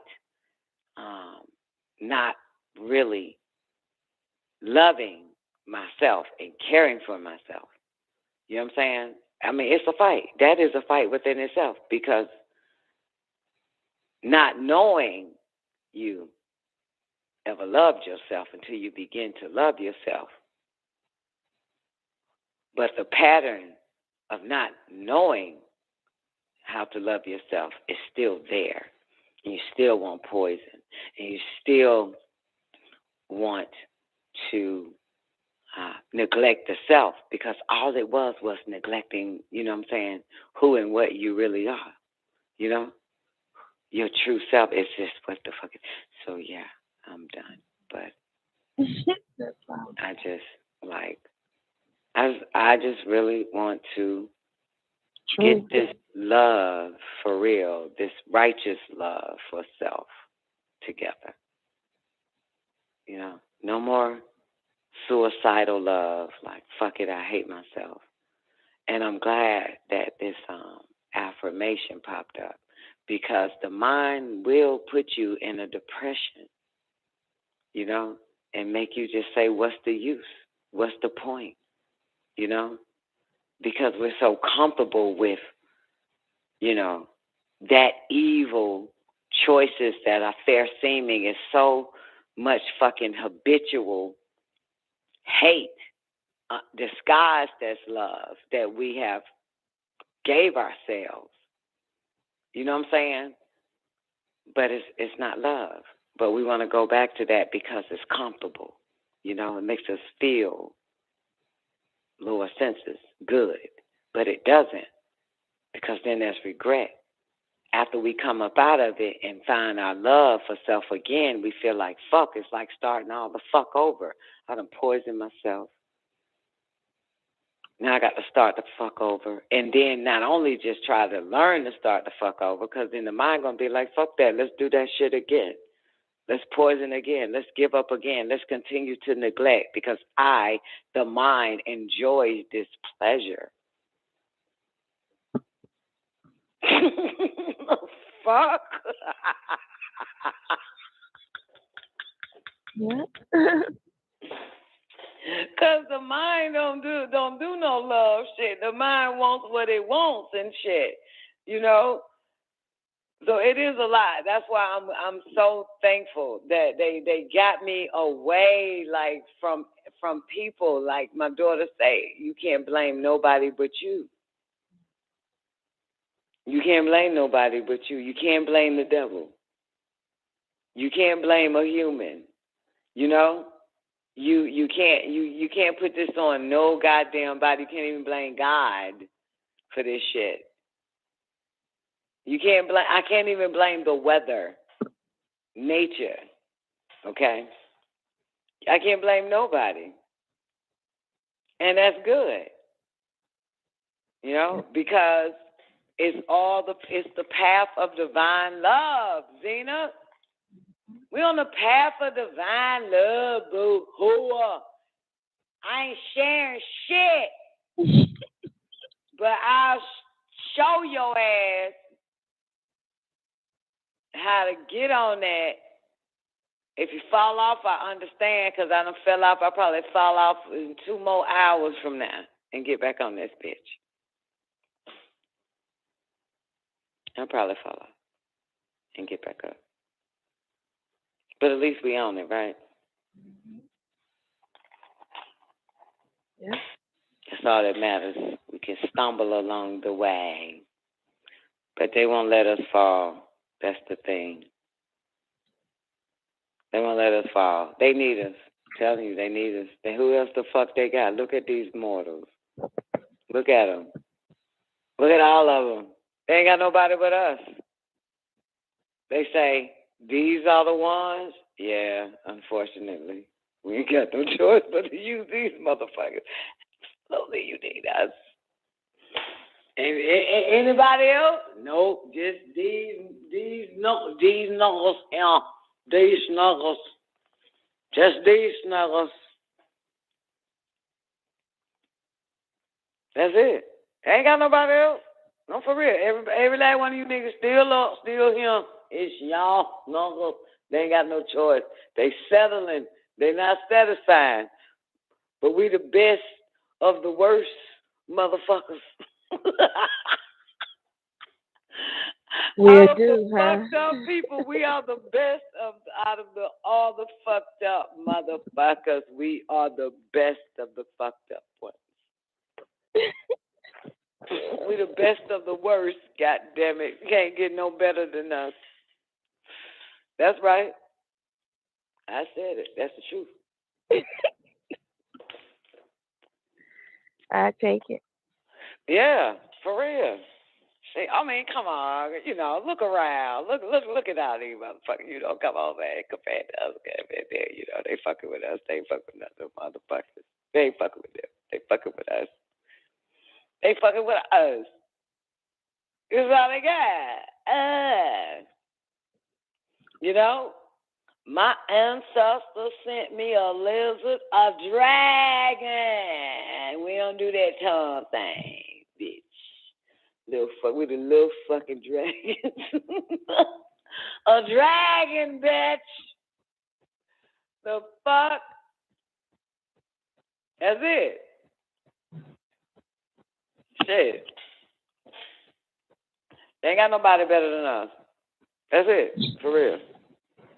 Ain't they? Hey, y'all better be glad too. Shit. The fuck. I know I'm glad, motherfucker. Grateful. I'm fucking grateful, goddamn. I got hired around this bitch. Hired and shit. Because that religion tell you, you got to be this, you got to be that, you can't have that, you got to be like that. Shit, I said, fuck that. I want somebody to choose me for me. I ain't trying to goddamn do all that shit. I ain't trying to pretend I'm something I'm not. They love you for really who you are. You hear me? All right. For real. It's hard to find that, boo. But you let man goddamn come and tell you, the man not man like dingaling man like dingaling man.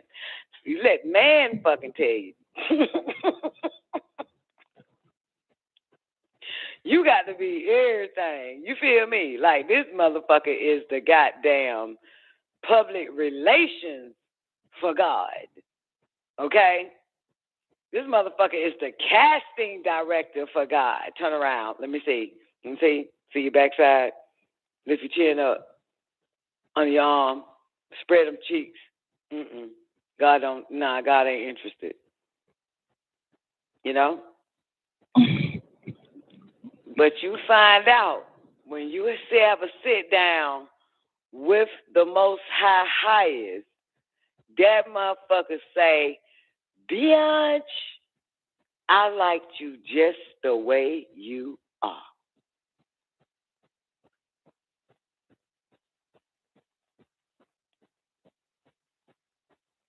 And you find out nature like, I told you. That what nature say to God, I told you. Ain't shit wrong with them motherfuckers. Perfect for the army. Perfect with some goddamn ass. Lady goddamn nature said, I been telling you, we shot it, they right in the exact boo. Nature goddamn co-sign, check. Goddamn, what are you talking about? These my babies, man, this bitch. My babies. Yeah, boo. It ain't what humans think, man. You already know. The heavens, the galactical universe, the intergalactic federation, man. As above, so below, find no fault in us. Don't want us to change, just want us to get better. You know what I'm saying? Come on, I like it. Just, hell yeah, just get better. Just get powerful, more stronger, more psychical, more minder, more mental. Just get that. Just keep going up. You can get whatever fuck you want. You can keep that old shit ass attitude. You can keep that hate. You can keep all your goddamn senses, your intuition, your gut feelings, how you don't like that motherfucker. You feel me? You keep all that. God damn it, just keep going up. Keep rising to the fucking top. That's it. God damn it. I'm for real, boo. They always like that. We just keep changing for these fucking mortals. And that's when they turned their backs on us. Yes or no? Yeah. They turned their back. God, whoever the heavens and damn animals. Every time I remember a damn dog looked at me and turned his back on me. Everything, squirrel, look at this bitch.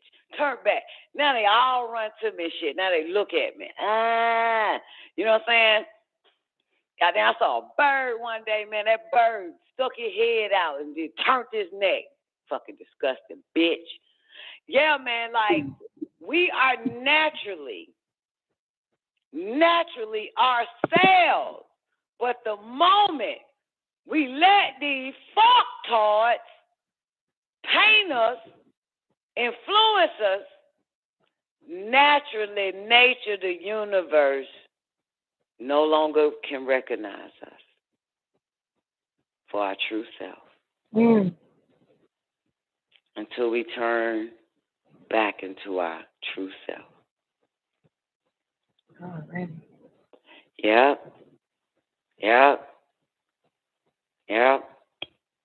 That's why you never have a conversation with a religious motherfucker, because that's a whole nother spell they want to put you under, where the universe turns its back on you because it doesn't recognize you.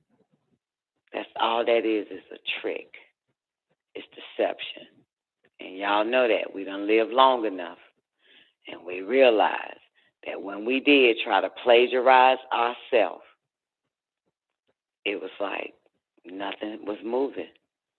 It was the wrong darkness, not the pure triple darkness of intellect. It was the darkness of hell, of fucked up shit, man, of scum. You know? Not eternal bliss. It was terrible. It was hell. It's hell, motherfucker. Hell. Yeah. Be who you are. Just continue to raise up. That's it. They applaud us because if all of our fingerprints are unique, no two sets of fingerprints, so they say, then what we are is a unique individual that is here to maintain and keep our identity. That's the order of Melchizedek. And people wants to take your true identity away from you. And if that happens, well, you already know. Nothing with your name on it shows back up until you know your name again. Know that you are a unique individual, that you have to maintain your identity, your true identity. That shit is amazing. The nurses said, we're not them, we just look like them, walking amongst these tarts. Exactly. That's it. I really love that the universe works with us and for us. That is the most beautiful fucking thing. That is the most powerful thing. That is all the help we need. Not from these land dwellers, man. It's written in the stars. You feel me? We are here to work with you and for you. That means it was your personality, who and what you are, not what you're drinking, not what you're smoking. Long as you maintain your identity, we got you, boo. We're going to work with you and for you. We're going to intervene on your behalf. Yeah. We'll hold up traffic for you. Even a delay will prove beneficial. They do it all.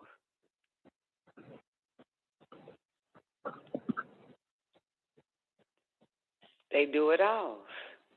I mean, for real. But religion say you got to be this way, that way, and that way, and this way, and be like this and be like that. And you find out it was all to suit humanity. It was to shrink you. You know?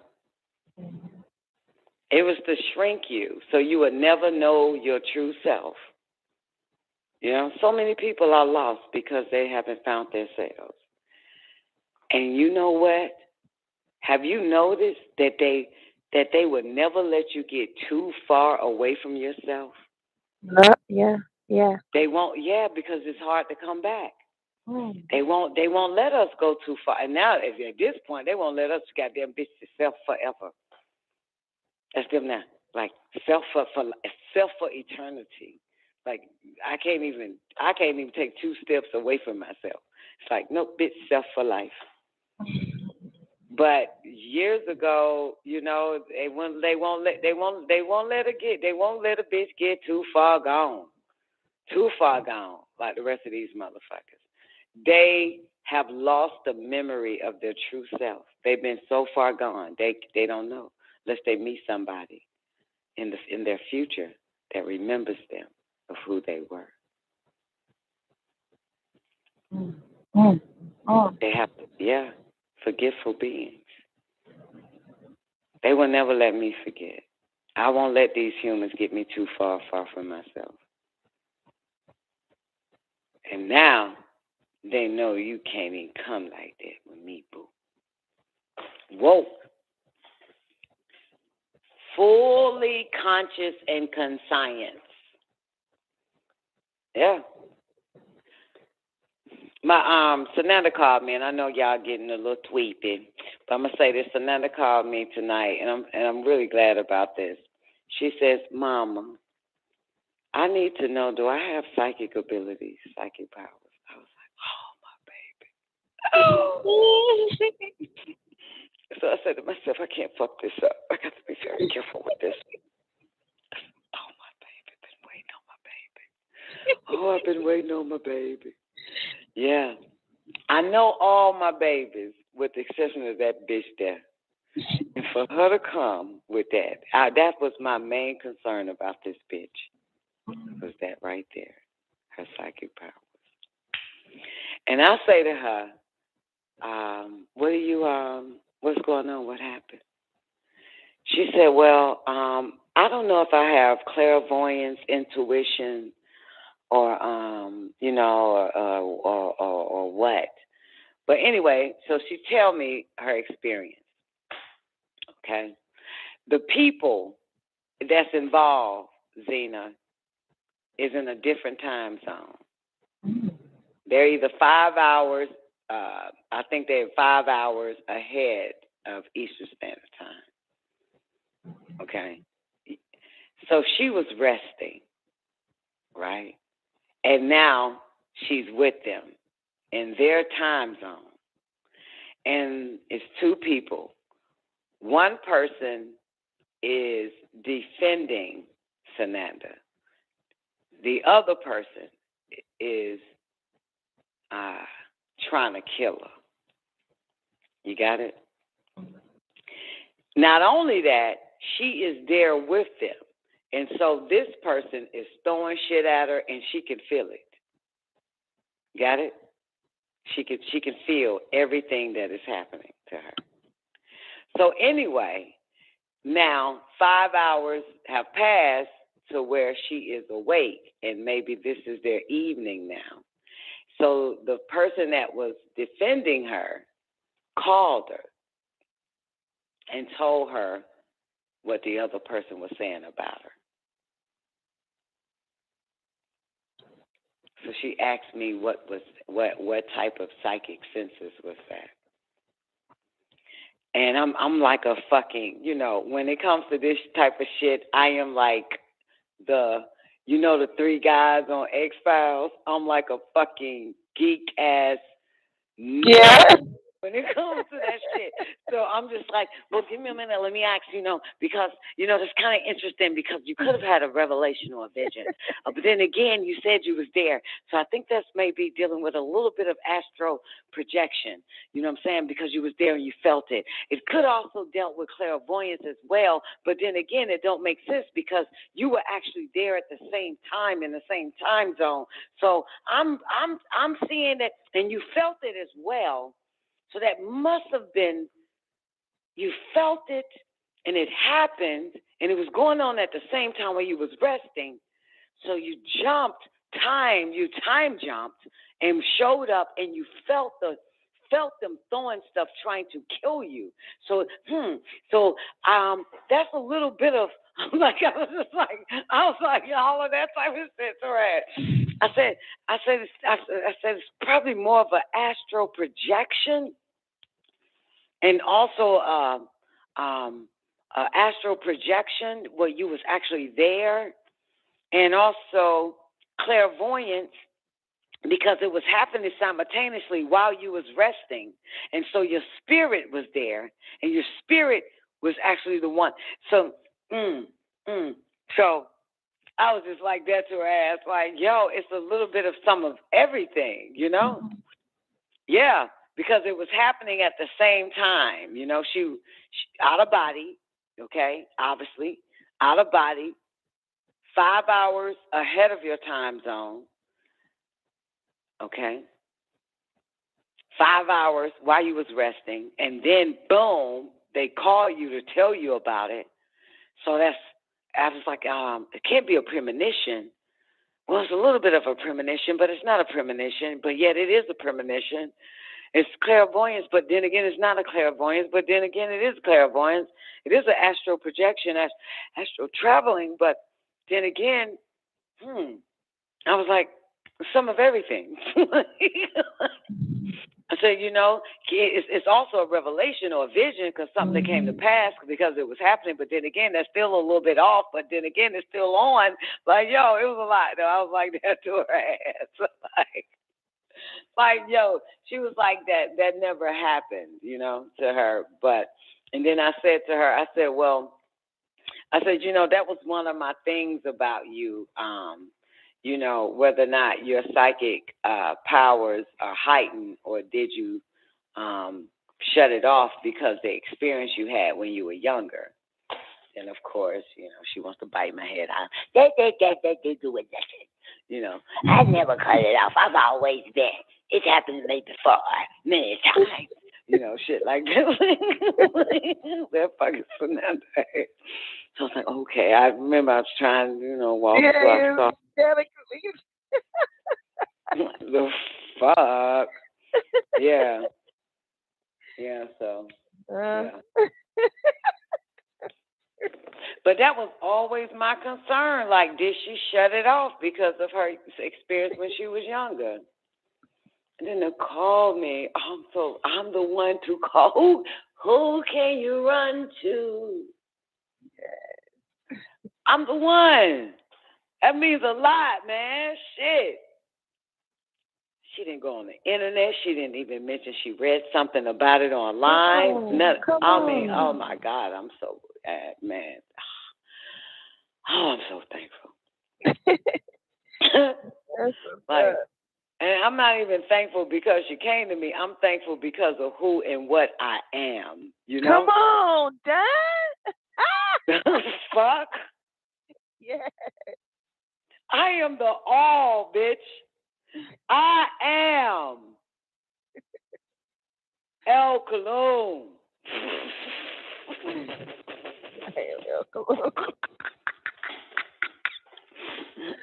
I'm a one-stop shop, bitch. Like, God, I wouldn't have been if I would have let man fuck the shit out of me, fuck my brains out, or whatever the fuck, stagnate a bit. Submission. I'm not on a submission. I'm on a super mission. Come on. Yeah. I don't do that below thing, that beneath mission. You don't do no submission. No. That's not the way I was created. Yeah. So, yeah, Zena, goddamn it, boo, shit, the fuck, shit, I'm thankful, goddamn, like, shit, man, I wouldn't be worth a goddamn hill of beans if I let human beings, you know, put their hands on me, shape and fashion and mold a bitch to a nothing. That was what my disagreeable will was for. Why I exercise my will for me being a spiritual being than a physical being for these mortals. Who would my baby go to? And why would a mother be concerned about whether or not her daughter doesn't have her psychic powers? You see? Mm-hmm. You know what I'm saying? Not the type of mother is wondering why her daughter ain't getting fucked by some man that ain't put a ring on her finger yet. Okay? I don't think like that, bitch. Okay? I am so serious about my children and their powers, like, for real. I'm so serious about that shit. Where you gonna find that at? I'm not serious about my children with a relationship with the Lord. I am the Lord. I am the God Almighty. The fuck? You know what I'm saying? I never tell my child, when the last time you been to church? That's the problem right there. You need to go to church. Not into that shit. When last time you had a man, baby, you need one. I'm not into this physical ass shit. It's just, it means so much to me that my children have out-of-body experiences, phenomenons that only their mother can answer. Yeah. And my friends. Anybody I know, for real. Like, for real. It means a lot because sometimes, you know, I like psychic people, you know? I like to hear psychic experiences. You know? For real. I love that shit. That is a successful thing, man. That should be everybody's, you know, hope. Like, it's like I told Sanetta, I said, man, for a long time, girl, I thought you ain't had none. See, that's what that shit about. Not this shit. For a long time, girl, I thought you ain't had dick. No, bitch, I thought you had psychic.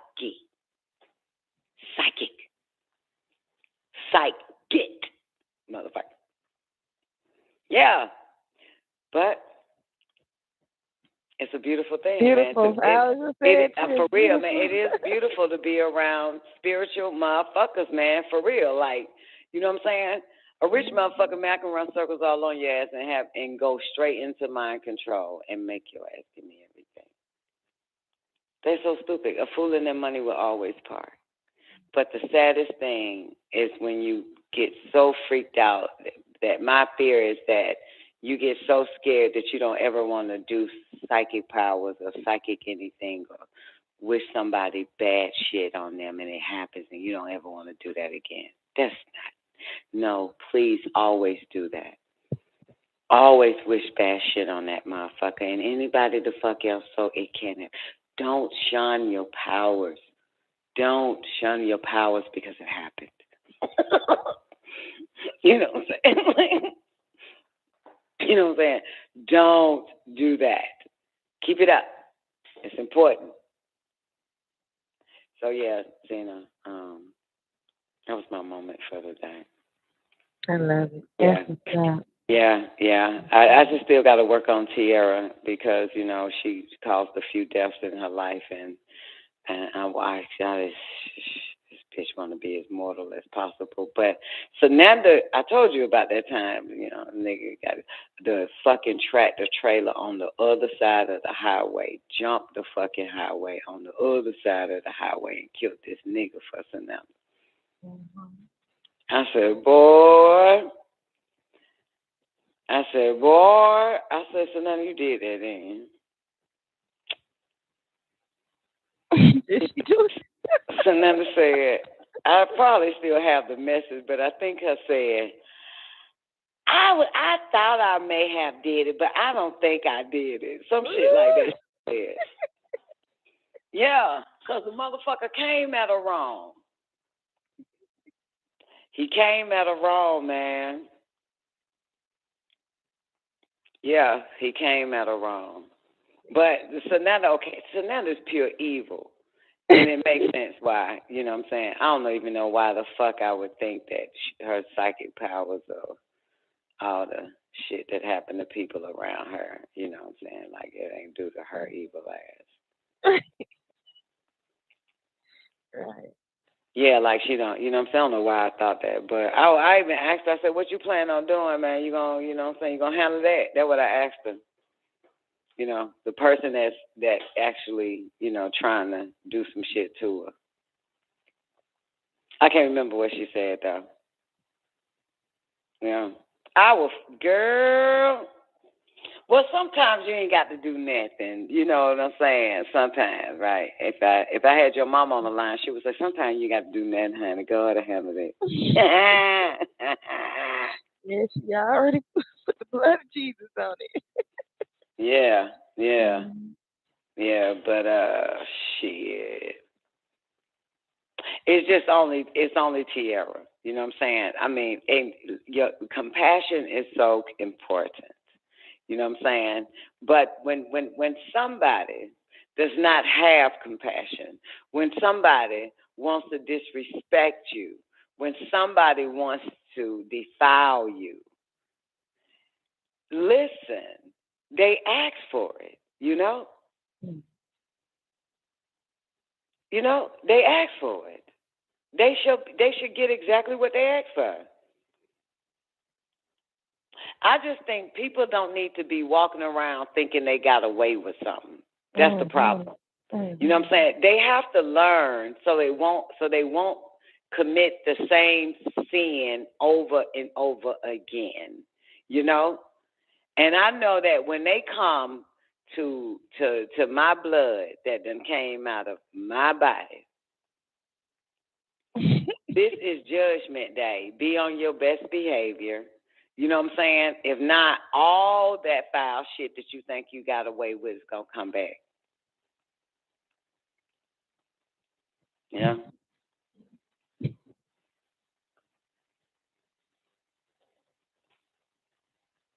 Because they will tell me. And if they tell me, that's it. You bring it to God. You give it to God. I'm the God. So if my baby tell me some shit, I'm shit. You know what I'm saying? They just be talking, you know, unconsciously like, Mama went to motherfucker this, that, and the third, man, to try me today. And then, yeah, they ain't saying do something or not, but motherfucker, it's already done. It's done. You know? Shit, the fuck? Oh, and I asked her, Nanda, is you gonna tell me who it is? She said, nope. And you see that? You know, you see that? You see that? You see that? You saw that? Because she know. Because what? Well, shit. Because you're telling God now. You're telling God. You're telling God, goddamn. Hey. That bitch said no. She said no. Why she say no? Because she already know. You give it to God, you leave it in God, and God gonna handle it. Yeah. You said nothing. That's right. Goddamn it. So she got a little compassion for that little motherfucker, whoever it is, man. She said that bitch was beating her ass, whoever the fuck it was. She was even feeling it. Okay? She was feeling it. She said she even felt it. So the lady, I said, you gonna tell me who it is? She said, nope. Okay.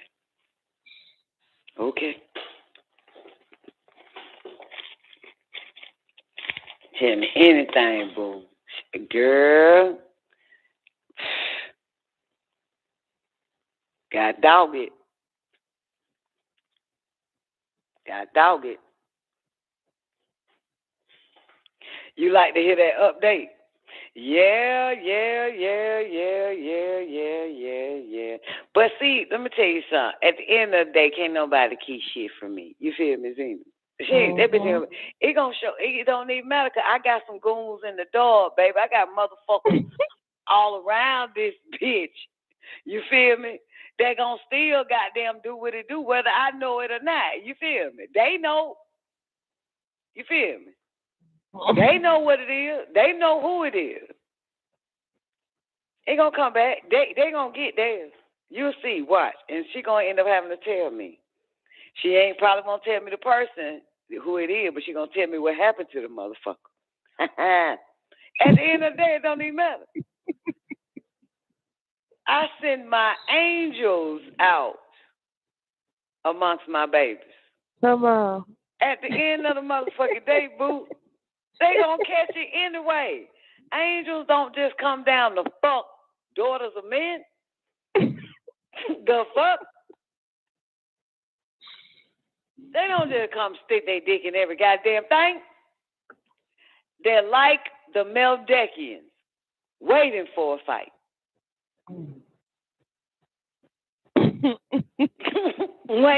They're fucking warriors. They're waiting for a fight. They're waiting. They don't like humans. Believe it or not, they don't like humans. Give a fuck. Yeah, the Aldebarans, the Anunnakis, the Palladians, a whole bunch of motherfuckers want humans to raise the fuck up. Some is wanting to teach them they look psychic powers or whatever fuck, show them how to use it. Some other motherfuckers want them to destroy themselves, kill yourself, give us a fucking reason. However, they all feel the same way. Right? Is there a chance for them? Do you ever think like that, Zena? Like maybe, like if you meet somebody today and y'all kick it, let's say for 3 weeks, all hell break loose after that. Do it ever cross your mind that they sent that motherfucker to you for Judgment Day and they fucked up? No. Well, it crossed mine all the goddamn time. Anytime a motherfucker show up in my life, I say this must be their last testament, last will and testament with my motherfucking ass. Oh, got to be. Mm-hmm. Got to be. With you. Yeah. Okay. Yep. Every fucking time. Every fucking time. Must be Judgment Day. Okay, I Must see. be judged. Yeah, like, cause ain't no way the fuck y'all sent this motherfucker for, unless this motherfucker about to get judged justly, motherfucker. Cause I know this motherfucker. I know it's a human. You know it's gonna fuck up. You know it can't keep a pure heart. You know it can't keep a pure mind. You know it, but it went, cause then they confess to you all the fucked up shit they done did to a motherfucker or several people. Oh, try that shit on me. See what happens. Try that shit right there. So are you clean from your sins or are you planning on sinning a goddamn again? Because you're going to lose this time. You going to lose. It's Judgment Day. The nurser, you, right? The nurser said, yeah, it's him. He thinks about that. Yeah. Every fucking time, man, it crossed my mind like, goddamn, why this motherfucker must want to be judged or some shit. Ain't no fuck. What the fuck else did they? Goddamn it! This their last chance to. They can wipe their slate clean, or stay dirty forever for eternity. Now, Zena, I ask you again: has that ever crossed your mind? Yes. In that case, yes. Because I know I'm not alone. Like I know, like this motherfucker, goddamn, there must be a bad goddamn change. Mm-hmm. Yep, I always say, anybody come in my goddamn life, this day last fucking chance to get it right. I always say that because there's no fucking way. Not looking for a friend, Not looking for a man. Not looking for a hand. Not looking for a foot either. Ain't looking for a goddamn.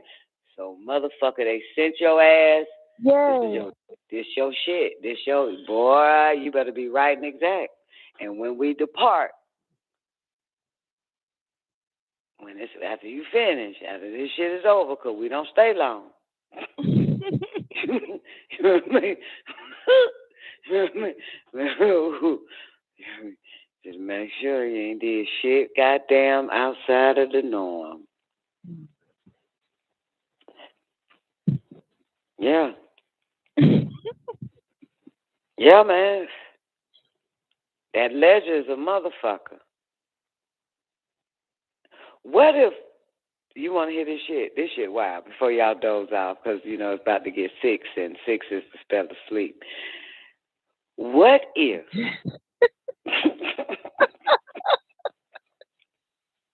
you know where it says 2 angels follow their ass everywhere, record them and shit? What if we are the recorders?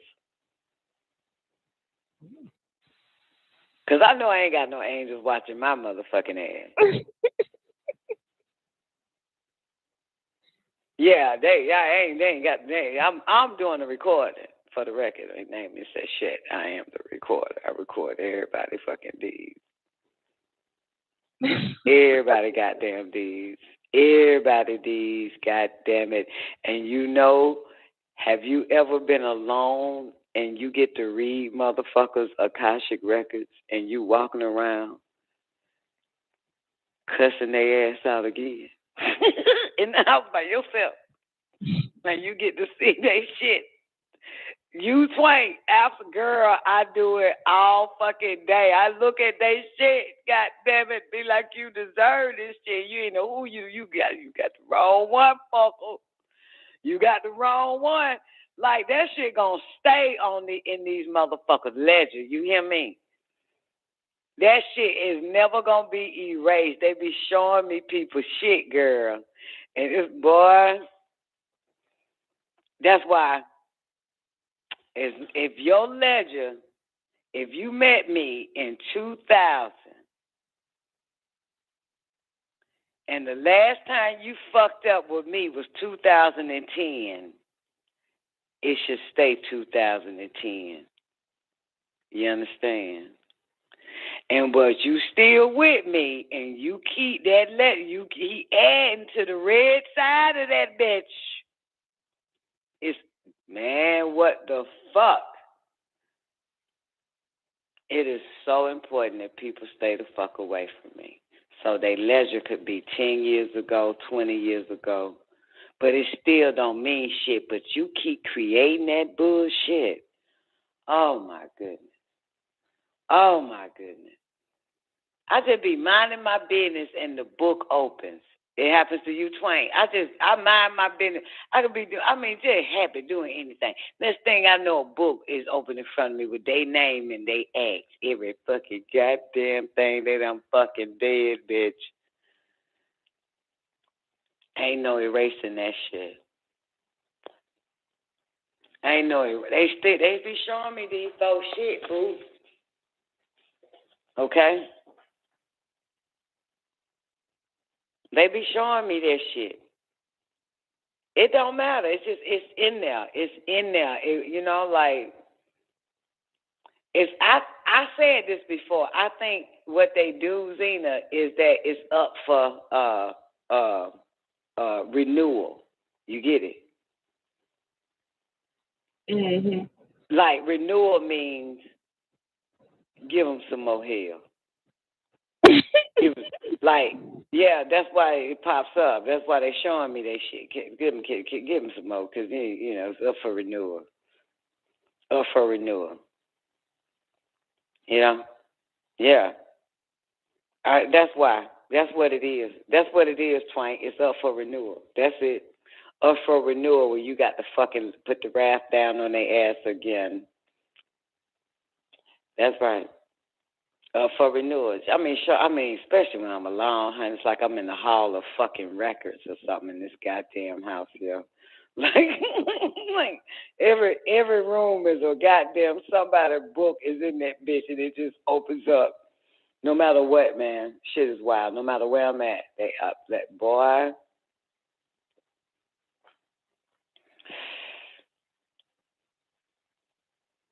Mm, mm, mm, mm. And you know what I'm thinking? I'm thinking this.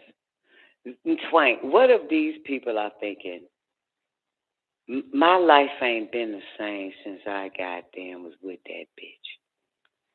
My life been fucked up ever since.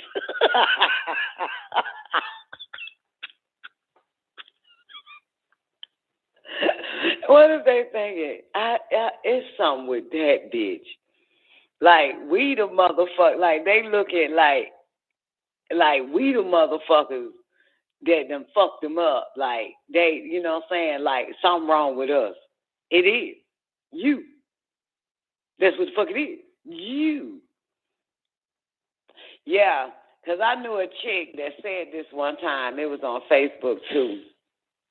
And it was in a group or somebody's post they made. And I went off on a whole bunch of motherfuckers. I think it was a group chat. One of them groups, Facebook groups, long time ago. So motherfuckers started, people who knew me started talking to other people that added to what they assume of me. You got it? And so they was agreeing with them. And this one chick said, I stopped fucking with her when she when I did a post and I said I was on my way to Tamaray, and she commented on my post and said, your car gonna break down on the way to Tamaray. And my car did. That's when I stopped fucking with her.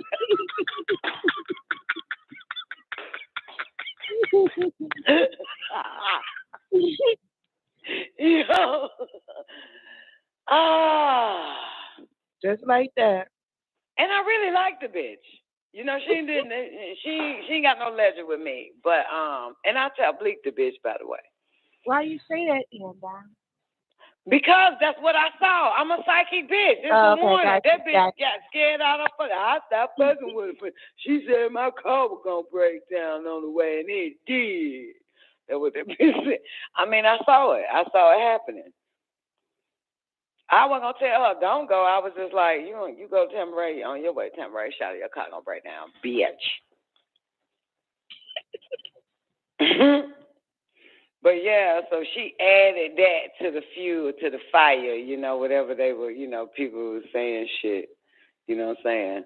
Yeah, that was a heads up. That's all it was, man, because I vowed like maybe 20 years ago, 25 years ago, that if I see anything, I'm going to tell it, spiritually, because if you don't, I think your senses starts to dwell. It's important if you see it or hear it or, you tell it, So I saw it.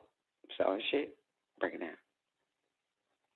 That's why I got so good. Like when I was on the treadmill, that motherfucker, October 2018, goddamn motherfucker said, tell them this, a virus is coming. It's not going to be the flu, it's AIDS, shouted.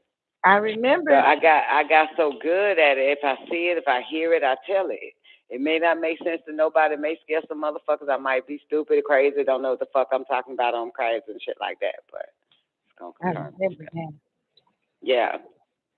So, but I vowed that, being psychic is not just for yourself. It's for others. It could be for a stranger. It could, because hell, it was people that were incarnated that a stranger told me some shit, and you feel me? I don't know if they were incarnated or not, but they just walk up to you and give you what you need. I'm okay with that, but I think that's a gift, and you are not to charge for it. God damn it, if you could see, you feel me? If you could hear, you don't, you shouldn't charge for that gift.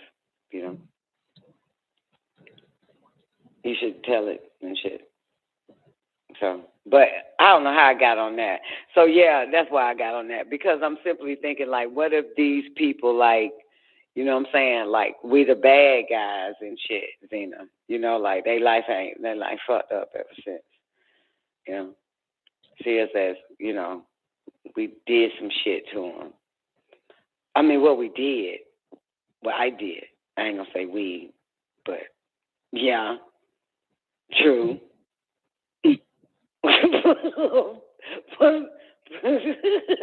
They're innocent and we the bad guy. I'm out of my goddamn business, boo. You know? I'm out of my business. But I do think that with the judgment, like Twank, you know, judgment. Last time done, it was the 3 closest friends. Never again trust nobody. Motherfuckers come and try you and get dropped all the time. Yes. So is your 3 closest friend doing great, or they're doing not so great? I have not met a motherfucker yet from my past that is doing great.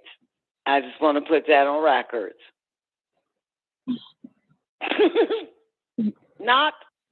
They can't. That's why I said we must be judgment, you know?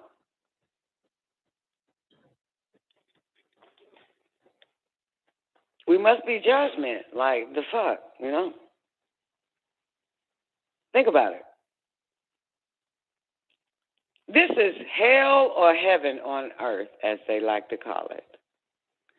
And if we're all falling and we have to work our way up, and if we continue to be fucking up here on the plane where you're supposed to get your shit together from fucking up previous life or whatever, like it said, our previous life, our actions, what did it say? Your actions of your previous life is the life you live in this life. Some shit like that. That was in the Holy Tablets, Living Soul Tablet 1. Said some shit like that, right? Your actions of your previous life is the life you have to live in this life. Or some shit. Nobody remembers? As you could tell, I'm about to get off this bitch, but I will say this. When I arise from rest, I don't talk to anybody. So when I go live, so can you imagine somebody's waking up at 8, 9, 10 a.m. and just is quiet than a motherfucker? Other talking to no humans, nobody, nothing. And then 9 p.m. hits and shit. Can you? Okay. Mm-hmm. That's, yeah. So I don't, and why I don't talk to anybody is because I'm so busy striving to talk to my goddamn self, the mind, get it right or whatever, you know, and that's it. Like, you feel me? Inward talking. So this is the time I do the outward talking. Those that live alone knows. J1 knows, pretty sure. Zena knows. Yeah, I didn't know that. That's the life. I tell you, that's the life, man. I tell you, that's the life. Like, you know, I wake up, there's no one to talk to other than myself. You know what I'm saying? And so I'll go about, there's no one to talk to other than myself. I get in the car, there's no one to talk to other than myself. You feel me? So I use the restroom, there's no one to talk to other than myself. I shower, there's no one to talk to. I go in the kitchen, give me some, there's no one to talk to but myself. It's just like that. So it's a beautiful thing until 9 o'clock. And when people do call, I tell them, I'm busy. You on the phone with somebody? No. What are you doing? Talk to myself, I'll call you back. I'm on the line with myself, bitch. So that's the point I'm saying. So I'm going to let y'all go because I've, you know, had my social moments externally with you people. Hope y'all enjoyed the Kosmosan Lesson 2, Study 2. Write down Get a chalkboard or a blackboard and write that affirmation down. And I would say it. I'm going to say it before depression kicks in. That's going to be my defense. That's I got a blackboard. I write down all these new affirmations I find that Dr. York has. So that had not have to erase everything on the blackboard and put, make room for that affirmation of A.M.O.M. Yeah. So I can see it. You know what I'm saying? So when I do all my affirmation, that'll be added. So, yeah, so in order to, Miss Hudson, where you at, baby? In order to fight depression, this is preventative, not while you depressed. Like, who the fuck is depressed and gonna go and read this fucking affirmation? When I'm depressed, all is lost. And yes, I hear a voice say, read the affirmation. It's gonna make you feel, fuck that goddamn affirmation. That's what I say. So I don't do that shit. So yeah, I have to make sure I say these things before it hit, because it will never hit if I say it before. It's preventative. It's preventative, the affirmation of A.M.O.M. So add that in, okay? That's on page 23 to 24 in the A.M.O.M, okay? That should help us stay on high, okay? That's all part of spiritual high, spiritual rising. All right? So thank you, Zena, for taking me back to that, because I would have totally forgot. So you're the best. Yeah. I love y'all, man. Y'all have an awarding day. And Man of the Hour is up next. That's at 4 p.m. Eastern Standard Time. Don NICOLEONE Show. It's open mic night, Friday, the last Friday of the month. Bitches and hoes, niggas. So make sure y'all fuck with us, get your songs together, all this type of shit, Freestyle Fridays. J1, get your dream book. And dream whoever journal. Else. Dream journal. Really? Journal. Really? Yeah. No, that ain't nothing but her subconscious getting rid of bullshit. She just be writing down her boo-boo. That's what she do, write down all her boo-boo. God damn it. She haven't discerned it yet. Figure out what was 72 hours, what was real, what wasn't, what was a vision, what came to pass. All right. So that's it. I'm up out of here, man. Y'all have an awarding day. Don NICOLEONE is signing out. Kosmosans. Until next time, Kosmosan. Why do?